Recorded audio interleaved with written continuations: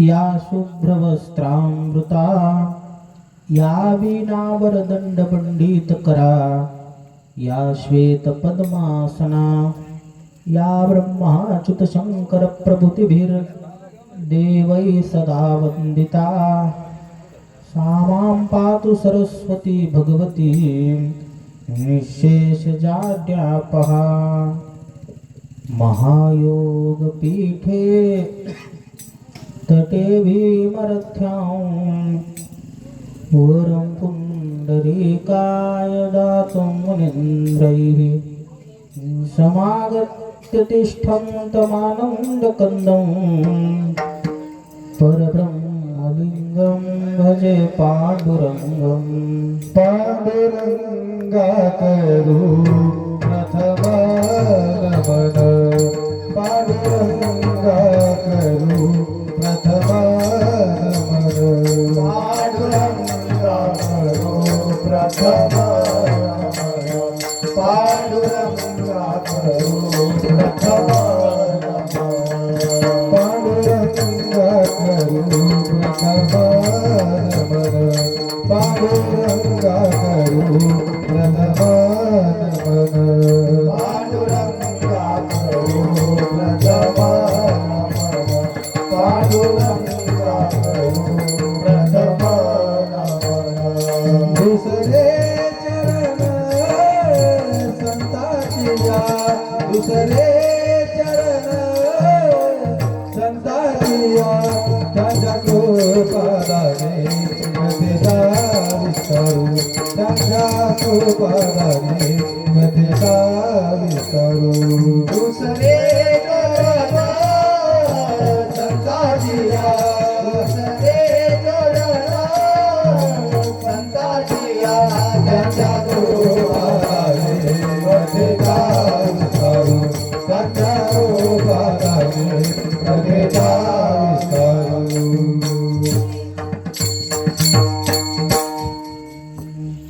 नमो ज्ञानेश्वरा निवृत्ति उदारा सोपान देवा मुक्ताबाई नमो त्रिभुवन पावनी आद्यत्रे जननी देवाचिये भक्तरत्न संतवर्यं भक्तिमार्ग प्रबोधकं विठ्ठलाङ्घ्रिरतं वन्दे नामदेवं पुनः पुनः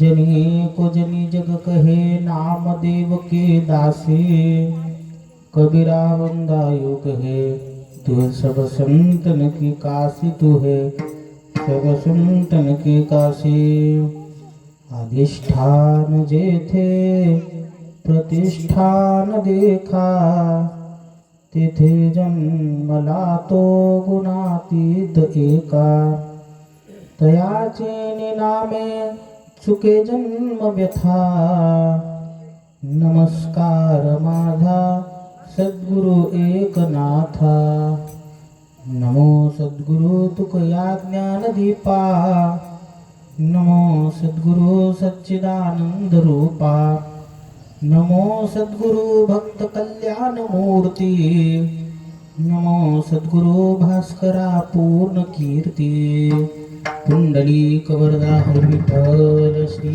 रामदेव पंढरीनाथ भगवान की जय माऊली ज्ञानेश्वर महाराज की जय जगद्गुरु तुकाराम महाराज की जय भक्त शिरोमणी नामदेव महाराज की जय श्री संत जनाबाई महाराज की जय प्रभु रामचंद्र भगवान की जय पवन सुत हनुमान की जय बोल रे भाई सब संतन की जय।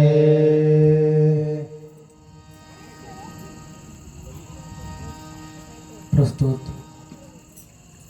प्राप्त स्थळी प्राप्त प्रसंगी संप्राप्त सेवेसाठी उपस्थित सर्व श्रोतृवर्ग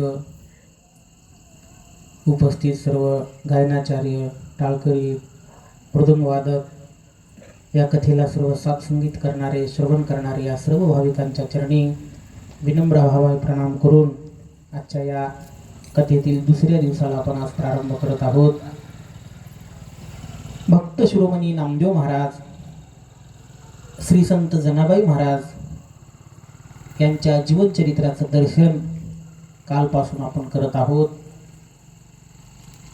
काल आपण भक्त चरित्र का श्रवण करावं, नाही श्रवण केलं तर त्याचा काय तोटा आहे, श्रवण केल्यानंतर त्याचा काय लाभ आहे, चरित्र ऐकत असताना कुठल्या दोषाचा त्याग करावा, कुठल्या गुणांचं ग्रहण करावं, या संपूर्ण बारीक अंगाचा विचार आपण काल केलेला आहे. आज मात्र आपल्याला भक्त शिरोमणी नामदेव महाराजाच्या मुख्य चरित्राकडे वळायचं आहे. मी काल सांगितलं होतं की चरित्र पाहत असताना, संत चरित्राचा अभ्यास करत असताना 5 गोष्टी फार महत्त्वाच्या आहेत. त्यामध्ये सर्वप्रथम म्हणजे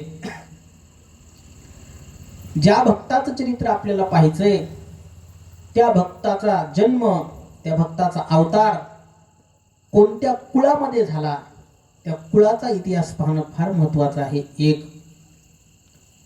ज्या भक्ताचं चरित्र आपल्याला पाहायचं आहे त्या भक्त पूर्व अवतारामध्ये कोण होता, त्याचा पूर्व अवताराचं चरित्र भाग दुसरा मुद्दा फार महत्त्वाचा आहे. तिसरा मुद्दा आहे की संत प्रगट होत असताना ते कोणत्या प्रकारे प्रगट झाले. कारण मी काल बोलून गेलो की वारकरी संप्रदायातले जे संत झाले हे प्रगट होत असताना सुद्धा त्यांनी वेगवेगळ्या प्रकारे संतांनी अवतार धारण केलेला आहे. जसं भगवंत नरसिंह अवतारात खांब्यातून प्रगट झालेले, मत्स्य अवतारामध्ये पाण्यातून प्रगट झालेले, वाराह अवतारामध्ये ब्रह्मदेवाच्या नासिकातून त्या ठिकाणी त्यांचा जन्म झालेला आहे. असे भगवंताचे अवताराचे जसे वेगवेगळे प्रकार आहेत, त्याचप्रमाणे संतांचे अवतार सुद्धा वेगवेगळ्या प्रकारे झालेले आहेत. मग ज्या भक्ताचं आपल्याला चरित्र पाहायचंय त्यांचा अवतार कोणत्या पद्धतीने झाला, तोही फार मोठा गोड प्रश्न आहे. त्याचंही चिंतन आपल्याला करायचं आहे. चौथा मुद्दा, त्यांच्या जीवनामध्ये त्यांनी अवतार घेतल्यापासून ते अवतार संपेपर्यंत जे काही दिव्य चरित्र कथा केलेली आहे, जे काही त्यांच्या जीवनामध्ये साधनेचा विषय असेल किंवा चमत्कारांचा भाग असेल, उपदेशाचा भाग असेल, जनकल्याणाचा भाग असेल, हे संपूर्ण आराखडा पाहणं हे फार महत्त्वाचं आहे. आणि पाचवा मुद्दा म्हणजे त्या संतांनी आपलं इहलोकाची यात्रा पूर्ण करून परलोक गमन कसं केलं हे त्या ठिकाणी पाहण्याचा विषय आहे. जसं संतांचा अवतार घेण्याचं प्रयोजन किंवा निमित्त किंवा अवतार घेण्याची पद्धत जरी त्या ठिकाणी जशा प्रकारे वेगवेगळी आहे, त्याचप्रमाणे संतांचं अवतार कार्य संपवण्याची पद्धत सुद्धा वेगवेगळ्या प्रकारे आहे. जसा नाथांनी अवतार संपवला तसाच तुकोबारायांनी नाही संपवला. प्रत्येकाचे अवतार कार्य पूर्ण करण्याची पद्धत ही भिन्न भिन्न आहे. तोही आपल्याला समाधी भाग पाहायचा आहे. अशा 5 अंगानं संतांचं चरित्र आपण पाहणार आहोत.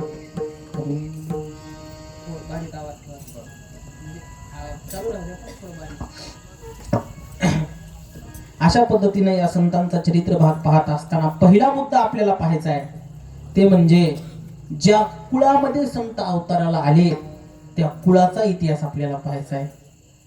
भक्त शिरोमणी नामदेव महाराज ज्या कुळामध्ये अवताराला आले ते कुळ काही सामान्य असेल का? काल आपण प्रमाण पाहिलं होतं. पवित्र ते कुळ, पावन तो देश, जेते हरीचे दास जन्म घेते. ज्या ठिकाणी हरिभक्ताचा अवतार होतो ते कुळ पवित्र आहे, ती जागा पवित्र आहे. म्हणून सर्वप्रथम आपल्याला भक्त शिरोमणी नामदेव महाराजाच्या कुलवृत्तांताचं चिंतन करायचं आहे की ज्या कुळामध्ये भक्त शिरोमणी नामदेवरायासारखा महात्मा जन्माला आला त्या कुळाची काय साधना असेल, किती पवित्र कुळ असेल, या संपूर्ण अंगाचा विचार आपल्याला आजचा त्या ठिकाणी चरित्र भागामध्ये करायचा आहे. वास्तविक संतांच्या बाबतीत बोलत असताना याती कुळाचा संबंध संताला लागत नाही. याती कुळ माझे गेले हरपुनी आणि श्रीरंगा वाचुनी आणून येणे, अशी संतांची अवस्था आहे. ज्ञानोबाराय बोलून दाखवतात. पण जरी असं असलं तरी चरित्र भाग पाहत असताना मात्र कुलवृत्तांत पाहावा लागतो. मग चरित्र सांगत असताना जर कुलवृत्तांत पाहावा हा जर नियम आहे, तर संतांनी असं का लिहिलं की याती कुळ माझे गेले हरपुनी, किंवा वैष्णवाची याती वाणी जो आपण भोगितो पतन कुंभपाकी. रामेश्वर भट्टांचा अभंग बरं का हा. रामेश्वर भट्ट म्हणतात की वैष्णवाच्या यातीचं वर्णन जर केलं तर त्याला कुंभीपाक नावाच्या नरकात जावं लागतंय. आणि तुम्ही तर खुशाल नामदेवरायाच्या कुळाचा इतिहास सांगायले. प्रत्येक अभंगाचा भाव वेगळा आहे, लक्षात ठेवा. वैष्णवाची याती वाणी जो आपण भोगितो पतन कुंभपाकी हे सांगत असताना जो वैष्णवाकडं फक्त त्यांच्या याती कुळातून पाहून त्यांचा उच्च नीचपणा ठरवतो त्याला नरकात जावं लागतं. आणि जे संतांचा महिमा सांगण्यासाठी, चरित्र भाग सांगण्यासाठी आणि आपल्या वाणीला पुण्यवंत करण्यासाठी जर संतांच्या कुळाचा वृत्तांत सांगत असेल तर मात्र तो पुण्यदायक आहे. म्हणून आपल्याला संतांचं चरित्र पाहत असताना त्यांच्या चरित्रातून आपल्याला पुण्य प्रदान व्हावं या हेतून त्यांच्या कुळाचा वृत्तांत पाहायचा आहे, त्यांना हिणवण्यासाठी नाही. म्हणून लक्षात ठेवा, कीर्तनामध्ये सुद्धा ज्या कीर्तनकाराला तुम्ही बोलवणार आहात त्यांच्या कीर्तनकाराची कधी जात याती पाहू नये. वैष्णवांची याती पाहिली तर त्याचा पापाला क्षमा नाही, लक्षात ठेवा. बाकी सगळ्या पापांना क्षमा होईल, पण वैष्णवाकडे पाहत असताना जर हीन बुद्धीनं याती कुळाचा विचार करून जर पाहिलं तर मात्र त्याला अघोर असणाऱ्या नरकात जावंच लागतं. म्हणून असणारं संतांच्या यातीकडे पाहू नये, पण त्यांचं चरित्र सांगताना त्यांचा महिमा सांगण्यासाठी जर याती वर्णन करत असेल तर ते पुण्यदायक आहे. म्हणून अभंगाचा अर्थ कसा लावावा हे फार महत्वाचं आहे. बरेच जण चुकीचा अर्थ लावल्यामुळं जी गोष्ट पुण्यदायक आहे तिथंच पाप व्हायला लागतं, आणि जी पापदायक आहे तिथून पुण्य व्हायला लागतं. असं होतं बऱ्याच वेळेला. आपल्याकडे एक म्हण आहे की गंगेचं मूळ आणि साधूचं कुळ पाहू नये, म्हणून बरेच जण ब्रह्मगिरीला वरी जातच नाहीत. ते महामूर्खपणा आहे. अहो, ज्ञानोबारायाचे वडील गंगाद्वाराला दर्शनाला गेले असं प्रमाणे नामदेवरायाच्या गातात. वंदोनी गंगाद्वार सव्य ब्रह्मगिरी मग भीमाशंकरी आनंदला. ज्ञानोबारायाच्या चरित्राचा वर्णन नामदेवरायांनी चरित्र लिहिले बरं का. हा अभंग नामदेवरायांचाच आहे. ज्ञानोबारायांच्या चरित्राचं वर्णन करत असताना विठ्ठल पंतांनी ब्रह्मगिरीवर जाऊन गंगाद्वाराचं दर्शन केलं असं नामदेवरायाच्या गात्यात प्रमाणे. वंदोनी गंगाद्वार ते वर आहे, ब्रह्मगिरीच्या वर आहे. मग सव्य ब्रह्मगिरी, मग प्रदक्षिणा केली, आणि मग भीमाशंकरी आनंदाला, आणि मग भीमाशंकरला गेले असं वर्णन आहे. मग संतांचं कुळ आणि गंगेचं मूळ पाहू नये याचा अर्थ काय लावायचा? तर गंगेचं मूळ पाहू नये याचा अर्थ गंगा किती दगडातून निघते का गंगा कोणत्या खडकातून निघते हे पाहू नये. गंगेचा पाण्याचा किती महिमा आहे हे पाहावं. अरे एवढ्या घाणीतून गंगा निघाली तिच्यात काय स्नान करायचंय असं त्या ठिकाणी मूळ पाहू नये असा त्याचा अर्थ आहे, लक्षात ठेवा. म्हणून अभंगाचे संतांच्या वाक्याचे अर्थ लावत असताना फार बारकाईने त्याचा विचार करावा लागतो. नाहीतर बऱ्याच वेळेला अर्थ न कळाल्यामुळं चुकीचाच अर्थ जर आपल्या डोक्यात बसला तर मग मात्र आपल्याला अधःपतन होतं. असे बरेच अभंग आहेत.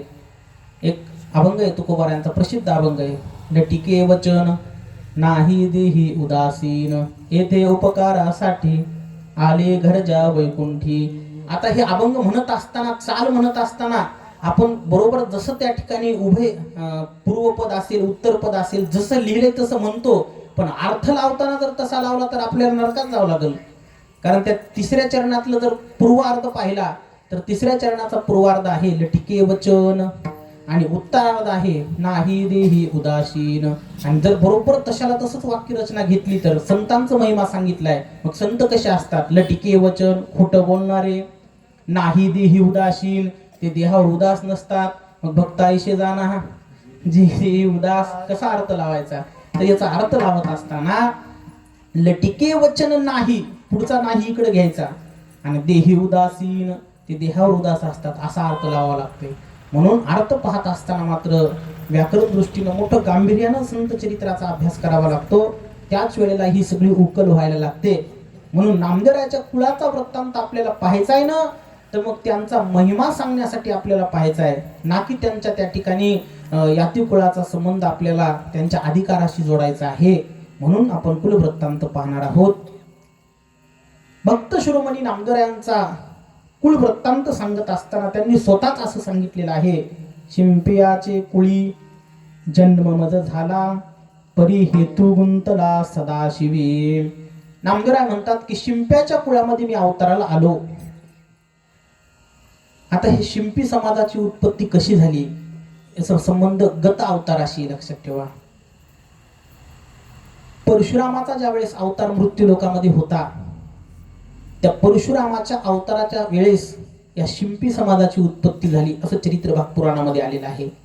काय पुराणातला प्रसंग आहे पहा.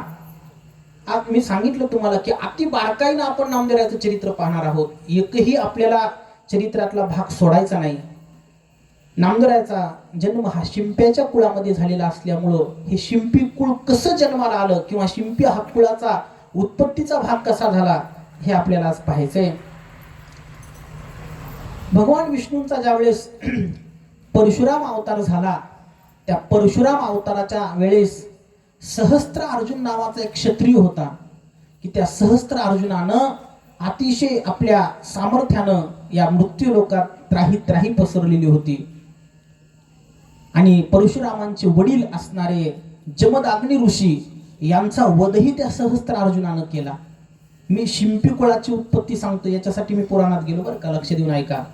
आजचं चरित्रातलं एकही जर अक्षर तुमच्या लक्षात बाजूला इकडं तिकडं नजर गेली तर काय चाललंय हे लक्षात येणार नाही. कारण आज तुम्हाला बऱ्याच गोष्टीनं हे नावं लक्षात ठेवावं लागणार आहेत. आज कुळ वृत्तांत आहे म्हणून नामदेवरायाच्या 7 कुळांची आपल्याला त्या ठिकाणी नावं आणि चरित्र पाहायचे म्हणून लक्ष देऊन ऐका. फार गोड चरित्र आहे. आणि त्या परशुरामाच्या अवताराच्या वेळेला सहस्त्र अर्जुनानं ज्यावेळेस भगवान परशुरामांच्या वडिलांचा वध केला, जमदग्नी ऋषीला मारलं, त्यावेळेस मात्र परशुरामांनी अतिशय क्रोधयुक्त अंतःकरणानं शपथ घेतली की मी या पृथ्वी तलावर एकही क्षत्रिय जिवंत ठेवणार नाही. आणि भगवान परशुरामांनी आपल्या हातामध्ये परशु नावाचं अस्त्र घेतलं. वास्तविक त्यांना भार्गवराम असं नाव आहे.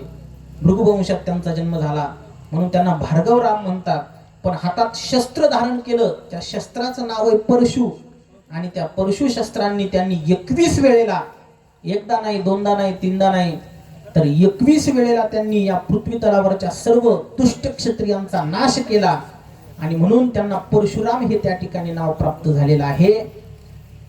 या परशुरामांनी ज्यावेळेस सहस्त्र अर्जुनाचा वध केला त्यावेळेला परशुरामांच्या त्या वधाच्या नंतर, परशुरामांनी त्या सहस्त्र अर्जुनाचा वध केल्यानंतर त्या सहस्त्र अर्जुनाला 100 मुलं होते. त्याच्यातले 95 मुलांचा वध परशुरामांनी केला. परंतु 5 मुलं मात्र तावडीतून सुटली आणि पळत त्या जिथं सापडेल त्या ठिकाणी जाऊन आपल्याला आश्रयानं राहायला लागले, लपून बसले. आणि मग लपून बसल्यानंतर भार्गव प्रामांची शपथच होती की हुडकून काढून मारीन म्हणले, मी कोणालाच सोडणार नाही. आणि मग परशुराम ज्या वेळेला हातामध्ये परशु अस्त्र घेऊन सर्वांचा शोध करत निघाले, त्याच्यातले 5 जण वाचले होते. धृष्टकेतू, जयध्वज, शूर आणि शूरसेन अशी 5 मुलं वाचली होती. लक्षात ठेवा, आज नाव लक्षातच ठेवावं लागतील तुम्हाला. आणि मग या 5 जणांचा प्राण वाचला. हे धावत निघाल्यानंतर त्यापैकी जे शूर, थोडस गर्दा शांत करा बाजूला, बडबड नकार करो, पांगा जर शिकतो. त्या शूर आणि शूरसेनांनी बकदालभ्य नावाच्या ऋषीच्या आश्रमामध्ये जाऊन ते लपून बसले. लक्षात ठेवा, फार गोड चरित्र आहे. शिंपी काळाची उत्पत्ती कशी झाली. हातात धनुष्यबाण आहे आणि प्राणाच्या आकांतानं धावत धावत धावत जाऊन बकदालभ्य नावाच्या ऋषीच्या आश्रमामध्ये लपलेले. बकदालभ्य सामान्य नव्हते. कधी प्रसंग आला तर मी सांगेल. बकदालभ्याच्या आयुष्याचं वर्णन नामदेवराच्या गात्यात आलेलं आहे. नामदेवराचा गाथा असा आहे की ज्याच्यात कुठल्या पुराणातलं वर्णन नाही असं नाहीच आहे. 18 पुराणातले चरित्र नामदेवराच्या गात्यात आहे. सगळ्यात लहान अभंगाची रचना करणारे नामदेव महाराजच आहेत आणि सगळ्यात मोठा अभंगाची रचना त्यांचीच आहे. सगळ्यात छोटा अभंग नामदेवरायाचाच आहे, 2 चरणाचा. 2 चरणाचा कुठल्याच संताचा अभंग नाहीये, पण नामदेवरायाचा 2च चरणाचा अभंग आहे. आपण रोज म्हणतो, घालीन लोटांगण वंदीन चरण, डोळ्याने पाहीन रूप तुझे, प्रेमे आलिंगीन आनंदे पूजीन, भावे ओवाळीन म्हणे नामा आहे बरं का. ते नमः असं नाहीये, ते नामा नामदेवरायाचा अभंग आहे तो. आणि नामदेवरायाचा सगळ्यात मोठा अभंग हा 374 चरणाचा आहे आणि ती चौकडी आहे. म्हणजे मला सांगायचा भाग एकच आहे की पुराणातल्या दिव्य चरित्रांचं वर्णन नामदेवरायांनी केलेलं आहे. त्याच्यात बकदालभ्याचंही थोडक्यात वर्णन नामदेवराच्या गाथ्यात आलेलं आहे. त्या बकदालभ्य नावाच्या ऋषीच्या आश्रमामध्ये ते शूर आणि शूरसेन नावाचे जे दोन सहस्त्रार्जुनाची मुलं आहेत ते जाऊन लपून बसले. आणि परशुरामजी ज्यावेळी शोधत शोधत शोधत शोधत त्या बकदालभ्य ऋषीच्या आश्रमात गेले, कळालं त्या दोघांना की आता परशुराम आलेले आहेत, आपला निश्चित घात केल्याशिवाय राहणार नाही. म्हणून त्या शूर आणि शूरसेनानी हातातल्या धनुष्यबाणाचा त्याग केला. पण आता हे लपून ठेवायचे तरी कुठं? जर धनुष्यबाण दिसले तर त्यांच्या लक्षात येईल हे क्षत्रिय आहेत, मला मारल्याशिवाय राहणार नाहीत. म्हणून त्या धनुष्य आणि बाणाला तोडून त्यांनी त्या तुटलेल्या धनुष्याची, कारण लोखंडी धनुष्य आणि लोखंडी बाण, त्या लोखंडी तुटलेल्या धनुष्यांची त्यांनी कातर तयार केली, आकार बदलला, एक गज तयार केला, त्या बाणाची सुई तयार केली ठोकून बारीक करून, आणि ते अस्त्र त्या ठिकाणी सोबत, म्हणजे त्या अस्त्राचंच रूपांतर त्या कात्रीमध्ये, गजामध्ये, सुईमध्ये केलं आणि तिथं लपून बसलेले आहेत. परशुरामजी शोधत शोधत आल्यानंतर त्यांनी विचारलं, कोण आहेत तुम्ही, सांगा, क्षत्रिय तर नाही ना? नाही नाही म्हणले, आम्ही क्षत्रिय नाही होत. मग कोण आहेत तुम्ही? आता काय सांगावं, ओळख लपवली पण ऐन टाइमला खरा परिचय कोणता खोटं सांगावं नाव. म्हणले आम्ही छिपी आहोत, छिपी, म्हणजे आम्ही लपलेलो आहोत असं त्यांना सांगायचं होतं. छिपी आहोत आम्ही. आणि मग छिपी आहोत, काय करता तुम्ही? हे काय म्हणले, आमचा कपडे शिवायचा व्यवसाय. म्हणले ही सुई आहे, हे त्या ठिकाणी कातर आहे, आम्ही कपडे शिवतो म्हणले, आणि आम्ही छिपी आहोत. ऐन टाइमला त्यांनी सांगितलं की आम्ही लपलेलो आहोत, छिपी आहोत, आणि आमचा व्यवसाय कपडे शिवण्याचा आहे. त्याच छिपीचा अपभ्रंश पुढे शिंपी अशा प्रकारचा झाला, आणि त्या शिंपी समाजामध्ये कपडे शिवण्याचा व्यवसाय पुढे त्या ठिकाणी सर्व लोक करायला लागले. आता हा समाज संपूर्ण त्या ठिकाणी भारतवर्षामध्ये आड्याच ठिकाणी पसरलेला आहे. आणि अशा प्रकारे शिंपी हा शब्द त्या ठिकाणी परशुरामांच्या त्या घाबरलेल्या अवस्थेमध्ये त्या शूर आणि शूरसेनानं परशुरामांना हे उत्तर दिलं. आणि त्या दोघांपासून जे पुढे वंशज वाढले त्यांनी कायमचा क्षत्रियपणा टाकून दिला. सर सलामत तो पगडी 50 या न्यायानं क्षत्रियपणाचा त्याग करून त्यांनी सुई हातामध्ये कातर धारण केली आणि परशुरामांना खरं वाटावं म्हणून कपडे शिवायची विद्या शिकली. आणि पुढे त्यांच्या वंशामध्ये तोच त्या ठिकाणी पिढी वाढत वाढत वाढत या शिंपी कुळाचा असणारा विस्तार झाला. अशा प्रकारे हे शिंप्याचं कुळ उत्पन्न झालेलं आहे. प्रत्येक कुळाची उत्पत्ती आपल्याला माहीत असली पाहिजे. किमान आपण ज्या कुळात जन्माला आलो त्या कुळाचा वृत्तांत आपल्याला माहित पाहिजे. आता मला माझ्या कुळाचा वृत्तांत सगळा माहित आहे, पण माझं चरित्र चालू नाही इथं. त्याच्यामुळे मी माझं काही सांगणार नाही. संत नामदेवरायाचं चरित्र आपल्याला पाहायचंय म्हणून मी शिंपी कुळाची उत्पत्ती सांगितली. आपल्या प्रत्येक कुळाच्या उत्पत्तीचा ग्रंथ लक्षात ठेवा. आता आपण हे काय लक्ष देत नाही, लक्षात ठेवा, दिलं पाहिजे. पूर्वी आमच्या भागात आजही एक मागत्या म्हणून व्यक्ती असतो. तो ज्या कुळातला व्यक्ती आहे त्या सगळ्या कुळातलं एक मागत्या नावाचा जो व्यक्ती असतो त्याला ती पदवी आहे. तो त्याच्याकडे ग्रंथ असतो सगळा, आणि त्याच्याकडे सगळ्या जेवढ्या आडनाव असतील त्या समाजातले प्रत्येकाचा इतिहास लिहिलेला असतो. आता हे तुमच्याकडे आहे का नाही मला माहित नाही. मग त्याच्याकडे सगळा तो कुळाचा इतिहासाची सगळी माहिती असते की आपलं कुळ कसं उत्पन्न झालं, त्याच्यामध्ये त्याचा वृत्तांत आलेला असतो. आणि मग हे परशुरामापासून त्यांना घाबरलेल्या अवस्थेपासून त्या सहस्त्रार्जुनाचे ते शूर आणि शूरसेन नावाचे दोन पुत्र, त्यांच्यापासून हा वंश वाढलेला आहे. म्हणून आजही शिंप्याच्या कुळामध्ये परशुरामाची उपासना आहे. हिंगलाज मातेची उपासना करताना परशुरामाने ते मोठा कुळ वृत्तांत आहे त्यांचा.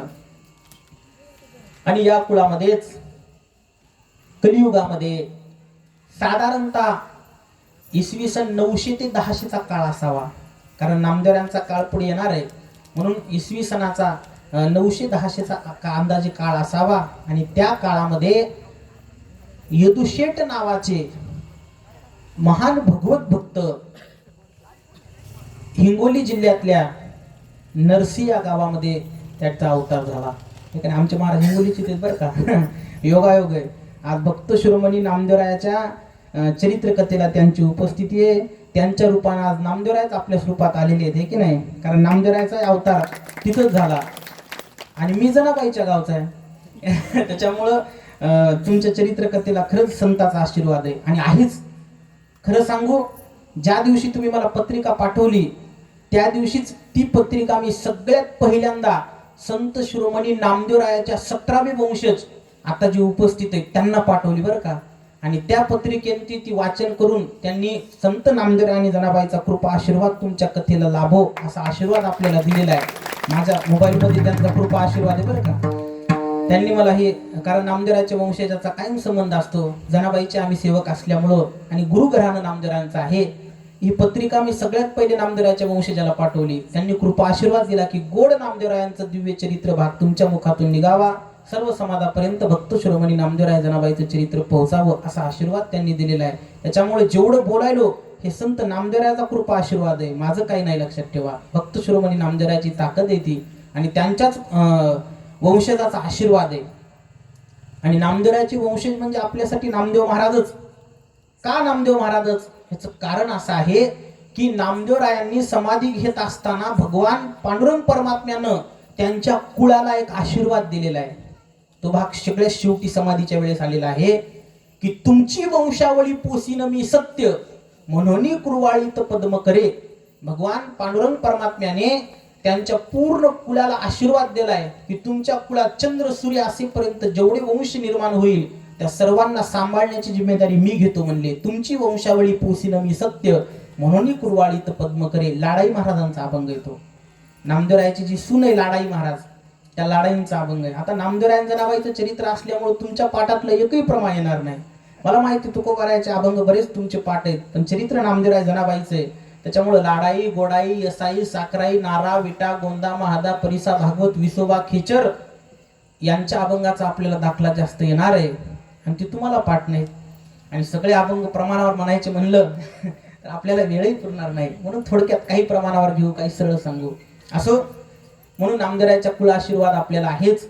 अशा प्रकारे शिंपी कुळाची उत्पत्ती झाली आणि साधारणतः इसवी सनाच्या 1000-900च्या काळामध्ये यदुशेट नावाचे महान भगवत भक्त हे नामदेवरायाचे 7वे पूर्वज आहेत.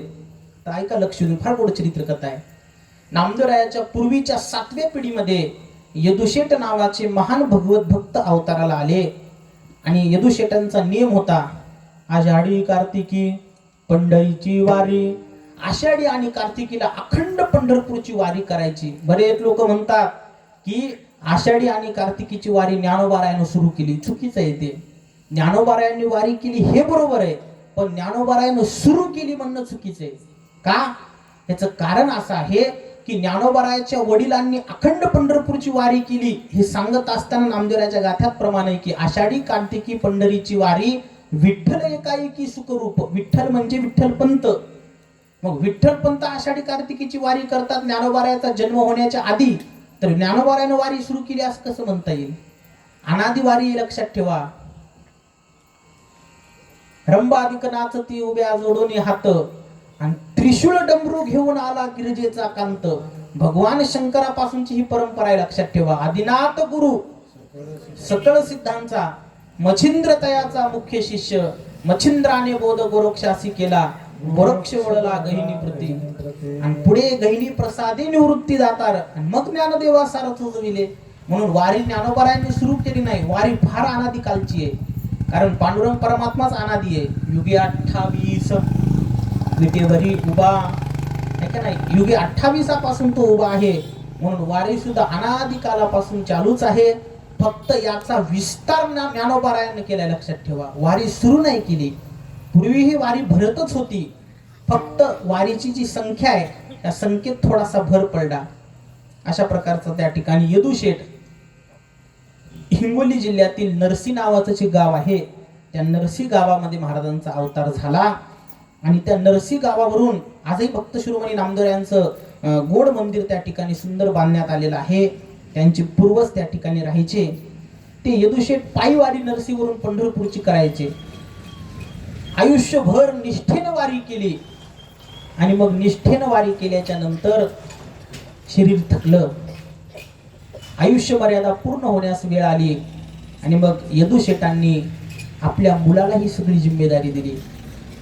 बघा, आपल्या मुलाला फक्त प्रॉपर्टी नावावर करून देत राहून लक्षात ठेवा. हे सांगितलं पाहिजे की बाळा, तुला जसं माझ्या प्रॉपर्टीत हक्कानं तू त्या ठिकाणी पैशावर हक्क गाजवतोस, माझ्या जमिनीवर मालकीचा हक्क गाजवतोस ना, त्याचप्रमाणे माझी आषाढीची कार्तिकीची वारी आहे ह्याच्यावर बी हक्क गाजवला पाहिजे. त्याच्यावरही तू निष्ठेनं वारी केलीच पाहिजे.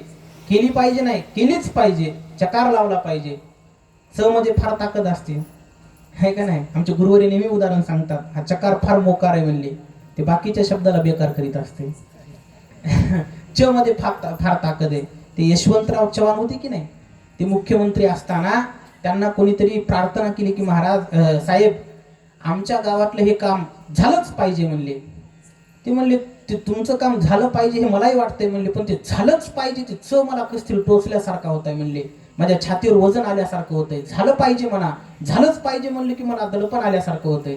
ते म्हणले च ची हीच तर खासियत आहे म्हणले, बाकीचं कशाला. तुमच्याच नावातला च काढला तर खाली काय राहणार आहे. त्याचं नाव चव्हाण होतं, त्याच्यातला च काढला तर वाहनच शिल्लक राहील म्हणले. डायरेक्ट पायतानाची बरोबरी. म्हणजे सांगायचा भाग एवढाच आहे की यशवंतराव चव्हाण मुख्यमंत्री, तुमच्या च एवढी ताकद आहे म्हणून तुम्ही मुख्यमंत्री, आणि च काढला तर थेट पायतानाची बरोबरी होती म्हणले, म्हणून मी च चा उपयोग केला. मला सांगायचे काय की आपल्याला आपल्या पुढच्या पिढीला ही वारीची परंपरा देता आली पाहिजे. यदू शेठानं सांगितलं की बाळा माझ्यानंतर ही सगळी वारीची परंपरा तुला चालवायची. त्यांच्या मुलाचं नाव होतं हरिशेठ. आता लक्ष देऊन नाव ऐका बरं का. पूर्व 7व्या पिढीमध्ये झाले यदुशेठ. त्यांनी अखंड वारी चालवली आणि वारी चालवल्याच्या नंतर आपली सगळी परंपरा आपल्या मुलाच्या ताब्यामध्ये दिली. त्यांचं नाव होतं हरिशेठ. हरिशेठ ही अतिशय गोड त्या ठिकाणी व्यवसाय करायचे, परंतु संसार करत असताना मात्र पंढरपूरच्या वारीला कधी विसरले नाहीत. त्यांच्या पत्नीचं नाव होतं बायजाबाई. लक्ष देऊन ऐका, फार गोड आहे. चिमणाजी सोनटक्के यांची मुलगी असणारी बायजाबाई ही त्या हरिशेठांना दिलेली होती. हरिशेठ आणि बायजाबाई पती पत्नी दाम्पत्य संसारातही नेटका संसार केला, पण परमार्थामध्ये कुठेही कमतरता येऊ दिली नाही. निष्ठेनं हरिशेठांनी आणि त्या ठिकाणी बायजाबाईंनी वारी केली. शेवटी हरिशेठ सुद्धा थकले. पंढरपूरच्या पांडुरंगाला सांगितलं, देवा आता माझ्या तुझ्याकडेची वारी जास्त करणं शक्य नाही. आणि मग शेवट हरिशेठांनी वारी करून वापस घरी आल्यानंतर जसं आपल्या वडिलांनी यदुशेठांनी ही वारी माझ्याकडे दिली होती, त्याचप्रमाणे आज ही वारीची धुरा मी तुझ्या खांद्यावर देत आहे म्हणून आपल्या मुलाला त्या ठिकाणी आदेश दिला. हरिशेठांचे पुत्र होते गोपाळ शेठ. नाव लक्षात ठेवा. गोपाळ शेठांना सांगितलं की याच्यानंतर सगळी वारीची परंपरा तुम्ही सांभाळायची. नामदेवाच्या चरित्रात असं कुठं उल्लेखच आला नाही की हे तिजोरीच्या ताव्या आणि या तिजोरीच्या ताव्या चांगल्या सांभाळ बरं, आपला धंदा वाढला पाहिजे, असं कुठंच एकही अभंग मला सापडला नाही. मी भरपूर पानं चाळून एक दोन फाटले, पण असं काही तिजोरीच्या चाव्याचा उल्लेख आला नाही. हा, पण आपली वारी चालली पाहिजे ही मात्र परंपरा त्यांनी पुढे सरकली. लक्षात ठेवा. गोपाळ शेठांना हरिशेठांनी सांगितलं की माझी वारीची परंपरा कधीच खंडित होऊ देऊ नको, माझ्या पांडुरंगाची वारी अखंड चालू दे. गोपाळ शेठांनी सांगितलं काळजी करू नका, तुम्ही तुमच्या शरीरात शक्ती असेल तोपर्यंत वारी करा, आणि ज्या वेळेला तुम्हाला ही वारी करणं शक्य होणार नाही त्यावेळेला तुमचीच पताका खांद्यावरती घेऊन मी निश्चित प्रकारे वारीला जाईल. आनंद वाटला. हरिशेठ एकदा वारीला गेले, पांडुरंगाचं दर्शन घेतलं आणि सांगितलं, पांडुरंगा यानंतर काही मला येणं शक्य नाही बाबा, मी आता याच्यानंतर तुझी वारी करू शकत नाही. आता याच्यानंतर माझ्या मुलाला मी जिम्मेदारी दिलेली आहे, तोच ही वारी पुढे चालविल, निश्चित प्रकारे माझा विश्वास आहे. आणि तसंच झालं. हरिशेठ पुन्हा कालांतरानं गतप्राण झाले, भगवत स्वरूपाशी विलीन झाले. आणि मग भगवत विलीन झाल्यानंतर आषाढीचा त्या ठिकाणी पर्वकाळ जवळ आला. आषाढी जवळ आल्यानंतर गावातल्या लोकांनी सांगितलं, गोपाळ शेठ तुमचे वडील निष्ठावान वारकरी होते, आजोबा सुद्धा एकनिष्ठ पांडुरंगाचे उपासक होते, आता तुम्हालाही वडिलांची पताका खांद्यावरती घेऊन पंढरपूरला जावं लागते. पण गोपाळ शेठ बदलले. गोपाळ शेठांनी सांगितलं की आता वडिलांची ही जी परंपरा आहे तिथपर्यंत चालली ती बरोबर आहे म्हणले, पण कामाचा व्याप फार वाढला, कारण गोपाळ शेठाच्या काळामध्ये व्यवसाय फार वाढला होता. लक्षात ठेवा. आणि तसंच आहे, जोपर्यंत माणूस गावात असते, प्रॉपर्टी कमी असते, मंदिरात नित्य नेमानं मारुतीचं सकाळी दर्शन चुकत नाही. जरा अशी पदवीवरी झाली नाही, आम्हाला वेळच भेटत नाही. बरं, वेळ भेटत नाही. आणि मग एक दिवस भगवंत बी अशी लीला करतो की जगाला याच्याकडे वेळ यायला भेटत नाही. मग म्हातारपणाला सगळे टुकू टुकू टुकू पाहतात, कोणी जवळ बोलवत नाही. का? तरुणपणात तुला वेळ नव्हता मंदिरात जाण्यासाठी, आता तुझ्याकडे येण्यासाठी कोणाला वेळ नाही. भगवंत बरोबर प्रत्येकाची वेळ येत असते, लक्षात ठेवा. म्हणून गोपाळ शेठ थोडं संसारात रमले. आपल्या वडिलांची परंपरा चालवायची होती परंतु चालवली नाही आणि आषाढीच्या वारीला गेले नाही.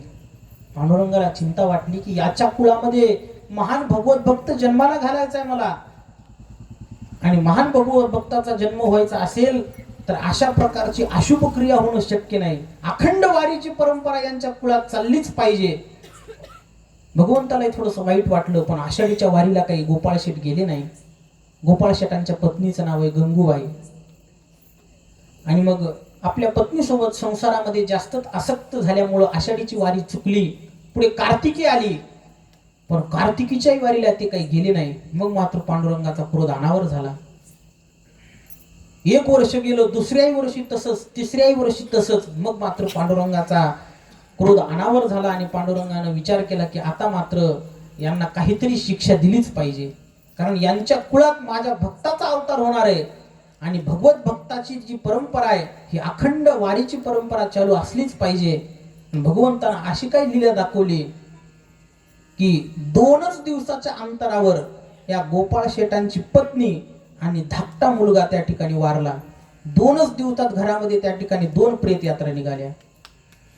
पांडुरंगाला कमी समजू नका, म्हणून आषाढी वारीला कार्तिकी वारीला जाऊ द्या, आता यावर्षी लई शेतीचं काम आहे असं नाही म्हणून ती पांडुरंगाचा झपका लय मोठा असते, ती दिसत नाही, कारण देवानं शस्त्र धारण केले नाहीत.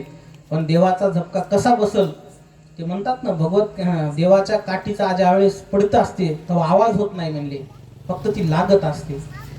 आता नामदेवाच्या चरित्रातच असा कथा भाग आलेला आहे. गोपाळ शेठांनी वारीची परंपरा चुकवली.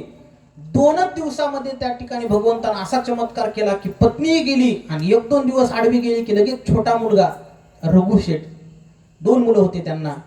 मोठ्या मुलाचं नाव होतं गोविंद शेठ आणि छोट्या मुलाचं नाव होतं रघु शेठ. त्याच्यातले रघु शेठ आणि पत्नी गंगूबाई दोघंही 2 दिवसाच्या फरकावरच गेले. आणि मग मात्र अंतःकरणात विरक्ती उत्पन्न झाली. अरे, पांडुरंगाची वारी माझ्या वडिलांनी मला करायला सांगितली होती, पण मी संसारात एवढा गुंतलो की वारीकडे लक्ष दिलं नाही, आणि आज ज्यांच्यासाठी एवढं धन कमवत होतो त्यांचं निधन झालं म्हणले. आणि अंतःकरणात विरक्ती उत्पन्न झाल्यानंतर मग मात्र गोपाळ शेठांनी खांद्यावर हरिशेठांची पताका घेतली आणि निष्ठेनं वारी सुरू केली. मग पहिलीच केली असली तर काय का नाही, मनुष्याला जोपर्यंत चांगलंय तोपर्यंत काही करा वाटत नाही.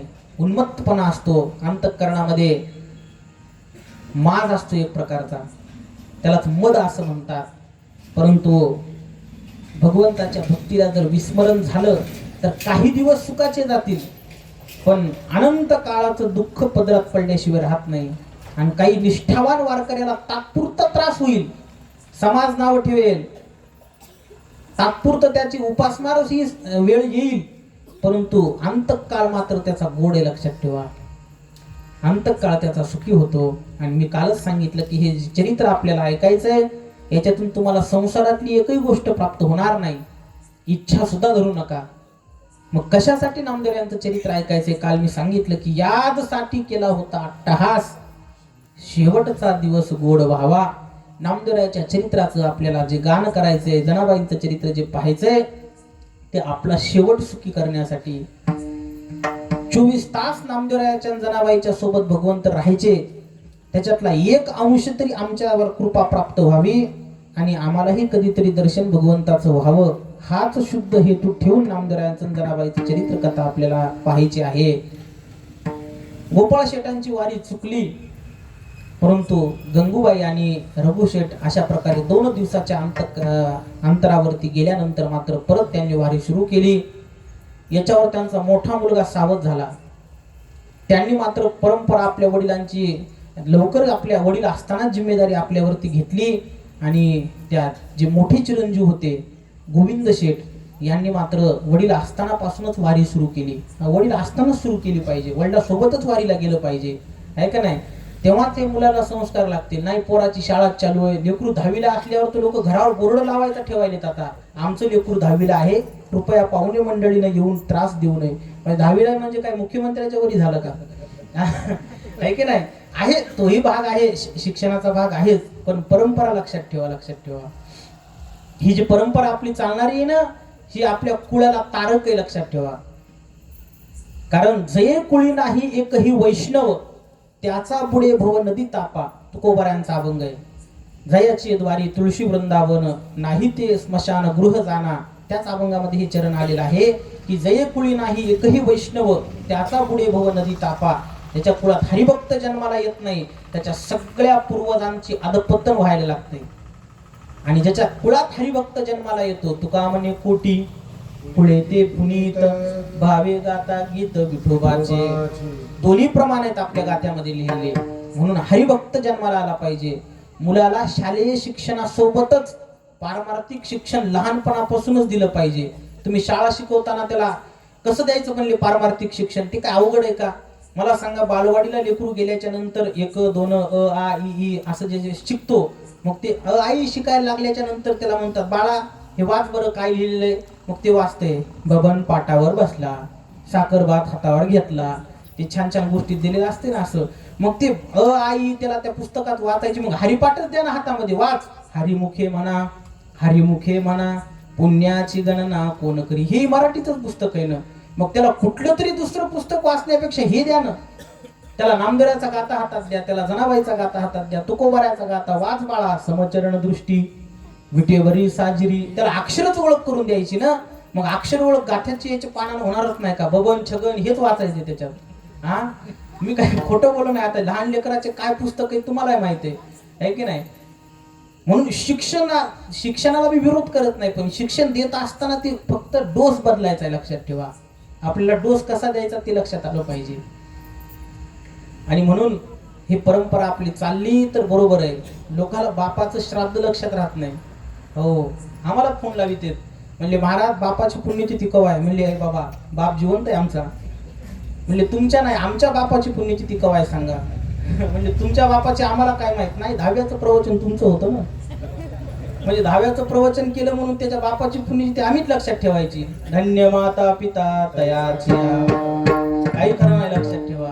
बरं, केली तरी लोक इंग्लिश तारखेनुसार करतात. ज्या इंग्रजी तारखेला बाप गेलाय त्याच इंग्लिश तारखेला. इंग्रजी तारखेला केलं तर काहीच पुण्य लागत नाही, लक्षात ठेवा. आणि ते बाप जेवतही नाही, उपाशी मरते तिकडं. आहा कटा त्याचे करीती पितर, वंशी दुराचारी पुत्र झाला. तिथीचा अभ्यासच राहिला नाही महाराज. मी सांगेल पुढे, आता तो विषय येणारच आहे नामदेवाच्या जन्मवृत्तांत सांगताना. तिथी फार महत्वाची आहे. तो तिथीचा वृत्तांत पुढे सांगेल. आता वाढत गेलं तर ते मागचे कुळ इतिहास राहील आपला. आणि मग हरिशेठ आणि आपले गोविंद शेठांनी मात्र आपले वडील जिवंत असताना पासूनच वारी सुरू केली. नाव लक्षात ठेवा. यदुशेठ, यदुशेठांचे पुत्र हरिशेठ. हरिशेठांच्या पत्नीचं नाव होतं बाईजाबाई. त्या हरिशेठ आणि बाईजाबाईच्या पोटी गोपाळशेठ नावाचे भक्त जन्माला आले. त्या गोपाळ शेठांच्या पत्नीचं नाव होतं गंगूबाई. त्या गंगूबाईचा आणि गोपाळ शेठांच्या पोटी गोविंद शेठ आणि रघुशेठ नावाचे 2 पुत्र जन्माला आले. पण वारी न केल्यामुळे गंगूबाई आणि रघुशेठांचा त्या ठिकाणी गतप्राण झालेले आहेत. आणि जे राहिलेले गोविंद शेठ आहेत यांचा पुढे विवाह झाला. आणि रासाबाई नावांची जी कन्या आहे ही त्यांना प्राप्त झाली. गोविंद शेठ आणि रासाबाई यांचा त्या ठिकाणी विवाह झाला. उभय दाम्पत्य भगवंताची निष्ठेने उपासना करायला लागले, भक्ती करायला लागले, साधना करायला लागले. आणि ही परंपरा चालू असताना यांनाही पुढे 2 पुत्र झालेले आहेत. गोविंद शेठ आणि रासाबाई यांना 2 पुत्र झालेले आहेत. एक आहे ज्येष्ठ, त्यांचं नाव आहे नरहरी शेठ. आणि जे छोटे आहेत त्यांचं नाव आहे जिवाजी शेठ. असे 2 मुलं झाले. पण त्यांनी आपल्या आजोबाचं चरित्र सांगितलं. पोरहो, तुमच्या आजोबानं वारी केली नाही तर त्या ठिकाणी त्यांची काय परिस्थिती झाली, म्हणून तुम्ही असताना माझ्या देखत वारी सुरू करा. आणि खरंच पोरस्त त्याच पद्धतीने निघाले. गोविंद शेठ असतानाच त्यांना वारीची आवड निर्माण झाली.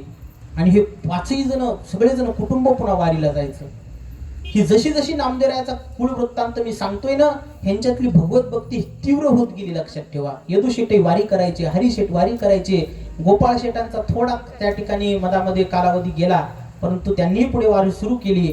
गोविंद शेठांनी निष्ठेनं वारी केली. पण गोविंद शेठांच्या नंतर मात्र ही परंपरा अतिशय तीव्र गतीनं, संसार कमी झाला तर चालेल पण परमार्थामध्ये तीव्रता कमी नाही झाली पाहिजे, अशा प्रकारची वृत्ती निर्माण झाली. आणि मग गोविंद शेठ निष्ठेनं वारी करायचे. त्यांचे दोनही मुलं नरहरी शेठ आणि जिवाजी शेठ तेही वारी करायचे. त्या दोघांचाही पुढे विवाह झाला. नरहरी शेठांच्या पत्नीचं नाव आहे लिंबाबाई आणि जिवाजी शेठांच्या पत्नीचं नाव आहे काशीबाई. त्यांचा पुढे विवाह झाला आणि सर्व आनंदानं कुटुंब चालू असताना आषाढी कार्तिकीची वारी निष्ठेनं करत असताना गोविंद शेठांच्या मनामध्ये एक विचार आला की आपण कार्तिकी वारीला दरवर्षी जातो, पण दिवाळी झाल्यानंतर, दिवाळी झाली की मला वाटते पाडवा झाला, भाऊबीज झाली की लोक वारीकडे जातात आणि मग एकादशीच्या दिवशी वारी भरलेली असते. पण गोविंद शेठांनी यावर्षी विचार केला की आपण दिवाळीलाच पांडुरंगाकडे जायचं म्हणले, कारण विठोबा जिथं आहे तिथं दिवाळीला आनंद आहे. हे काय नामदेवाचे का अभंग आहे, विठोबाचे राज्य आम्हा नित्य दिवाळी, आम्हा नित्य दिवाळी, विठोबाचे राज्य आम्हा नित्य दिवाळी, आम्हा नित्य दिवाळी. विष्णुदास नामा जिवे भावे ओवाळी, नामा विष्णुदास नामा जिवे भावे ओवाळी. हो, विठोबाचे राज्य आम्हा नित्य दिवाळी आणि विष्णुदास नामा जिवे भावे ओवाळी. दिवाळीतच जायचं म्हणले पंढरपूरला, पांडुरंगाच्या दरबारातली दिवाळी पाहायची. आता दिवाळीचा आणि नामदेवाचा फार गोड संबंध आहे, तुम्ही पुढे सांगणार आहे, तुम्हाला बऱ्याच गोष्टी पुढे सांगायच्यात आपल्याला कारण फार सुंदर प्रसंग एकानंतर एक येणार आहेत. आणि मग दिवाळीला जायचा निश्चय केल्यानंतर वडिलांना ही इच्छा निर्माण झाल्यानंतर त्या दोन्ही मुलांनी सांगितलं, नरहरी शेठ आणि जिवाजी शेठाने, की बाबा तुमची इच्छा आहे ना, या वर्षीची दिवाळी आपण पांडुरंगाच्या दारात करूया, जाऊया पंढरपूर क्षेत्री. त्या दोन्ही मुलांच्या पत्न्यांनी सांगितलं, हो काही हरकत नाही, यावर्षी आम्ही माहेरला जाणार नाही, पण पंढरपूरला वारीला त्या ठिकाणी जाऊ, पंढरपूरला पांडुरंगाच्या दरबारामध्ये आपण दिवाळी साजरी करू. पण गोविंद शेठांची पत्नी रासाबाई तिनं सांगितलं, नाही नाही मला माहेरला जायचंय. आता सुना तयार आहेत, नवीन मुली आलेल्या आहेत घरामध्ये, पण त्यांनी सांगितलं आम्ही वारीला येणार आहेत, माहेरला जाणार नाहीत. पण सासूबाईला जायची इच्छा निर्माण झाली, आता काय करावं. ते रासाबाईनं सांगितलं, नाही तुम्हाला सगळ्याला जायचं असलं तर जा, पण मी मात्र माहेरलाच जाणार.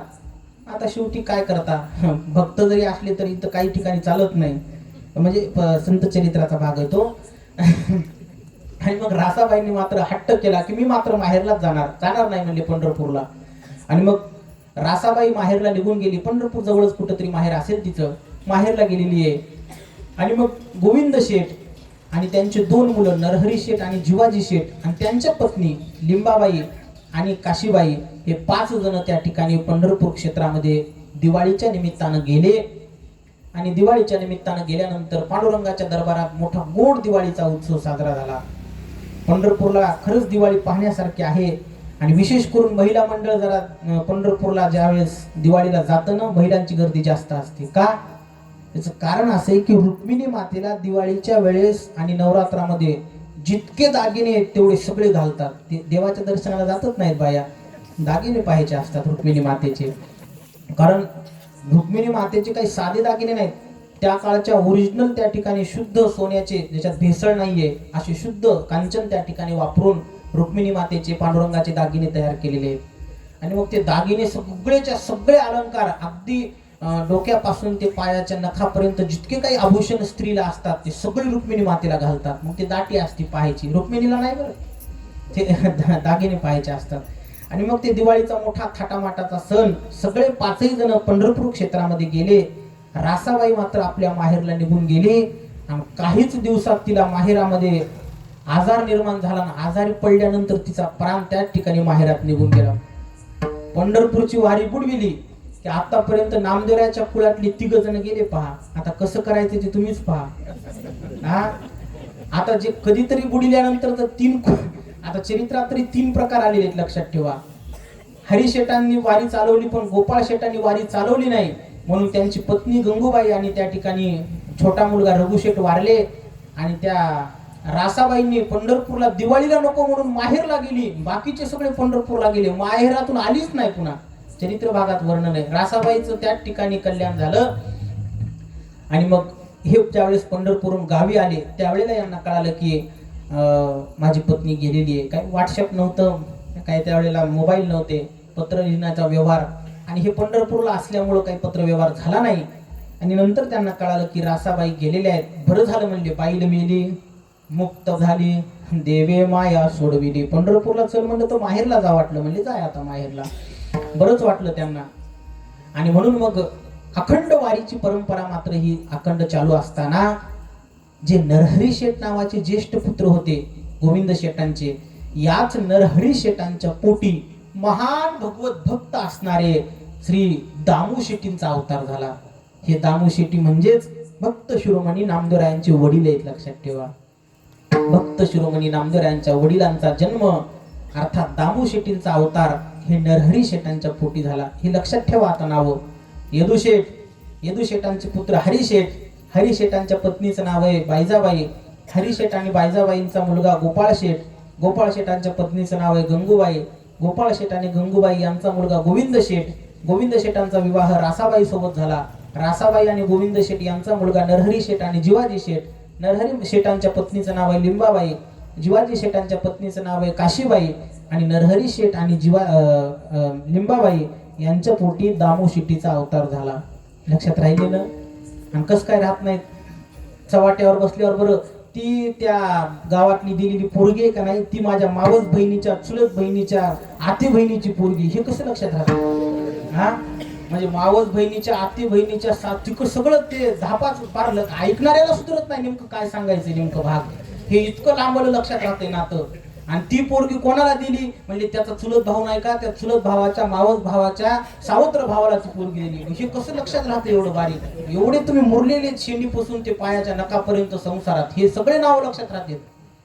ते सावत्र भाऊ कोण, मावस भाऊ कोण, त्याच्या घरात काय भांडण झालंय इथं कळतंय. गल्लीत एखाद्याच्या घरात कप फुटला तरी अख्ख्या गल्लीला कळते आज त्याच्या घरात भांडण झालंय वाटतं, दांडीचा कपाची दांडी फुटली होती, हे सगळं खबरा लागतात आपल्याला. हे कसं लक्षात राहत नाही? हा, राहिलं पाहिजे.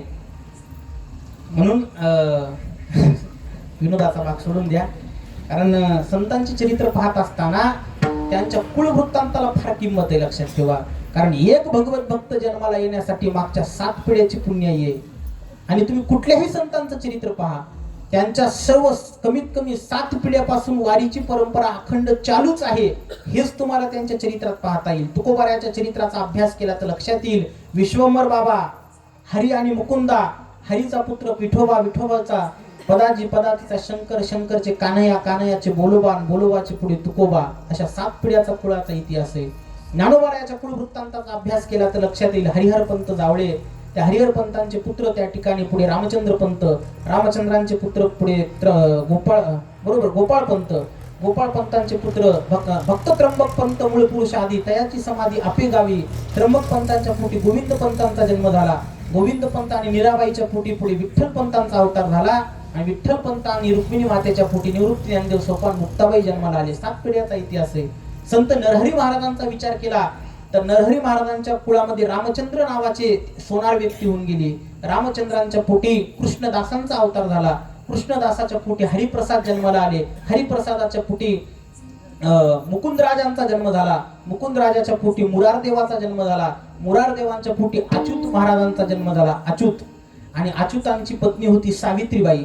त्या अच्युत आणि सावित्रीबाईच्या पोटी भक्त शिरोमणी नरहरी महाराज जन्माला आले. हे त्यांच्या 7 पिढ्याचा इतिहास आहे, माहित असला पाहिजे, आहे का नाही? खरं सांगू का तुम्हाला, हे शूटिंग चालू आहे ते आमच्या घरच्यांना फक्त पाहू नये, मला माझ्या 7 पिढ्या माहित नाहीत.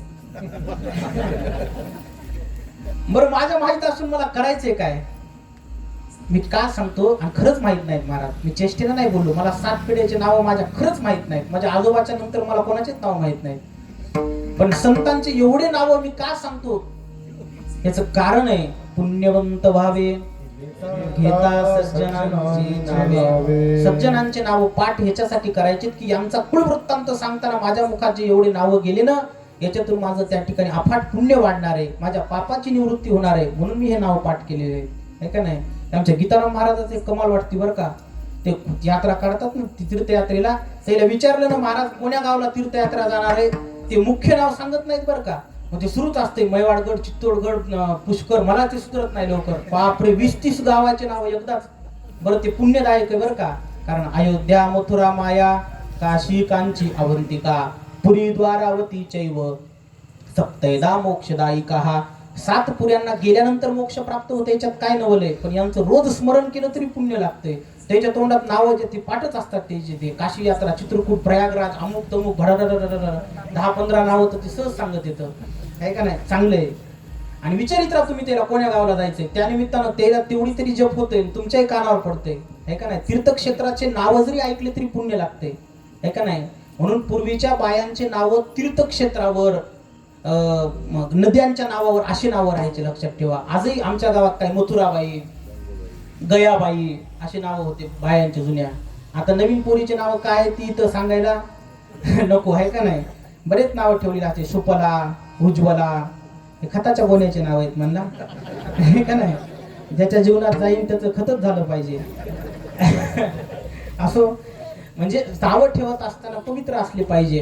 पूर्वी माणसांच्या नावामध्ये राम राहायचा, हे का नाही. तुमच्या गावात रामाला कमीच नाही, गीताराम, सीताराम, बरेच राम आहेत, हे का नाही. गोटीराम, रामदास, असे बरेच राम आहेत, का नाही. आसाराम, असू द्या. असे बरेच त्या ठिकाणी राम राहायचा पूर्वीच्या. प्रत्येक माणसाच्या नावामध्ये राम, सखाराम, तुकाराम असे नाव राम राहायचा प्रत्येकाच्या नावात. याचा एकच भाग होता की आपल्याला कोणाचंही नाव उच्चारल्यानंतर पुण्य लागावं, या भावनेनं ते नाव ठेवलेलं असायचं. आणि मग हे कुठून वाढलं आपलं प्रकरण. कुळवृत्तांत सांगत होतो मी. 7 पिढ्यांचे नाव का सांगितले जातात, एक तर त्यांची साधना आपल्या लक्षात येते, आणि आपल्याही मुखातून त्यांच्या कुळवृत्तांत गेल्यामुळं आपल्यालाही पुण्य प्राप्त होतं.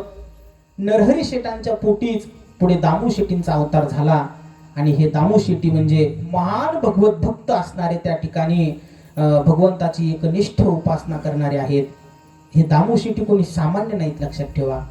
हे दामू शेटी म्हणजेच उग्रसेनाचा अवतार आहे, उग्रसेनाचा, माहित असलं पाहिजे. आता मी सर्व संतांचे पुढे चरित्र भाग आता सांगत असताना आपल्याला प्रत्येकाच्या पूर्व अवताराचं चरित्र पाहायचंच आहे.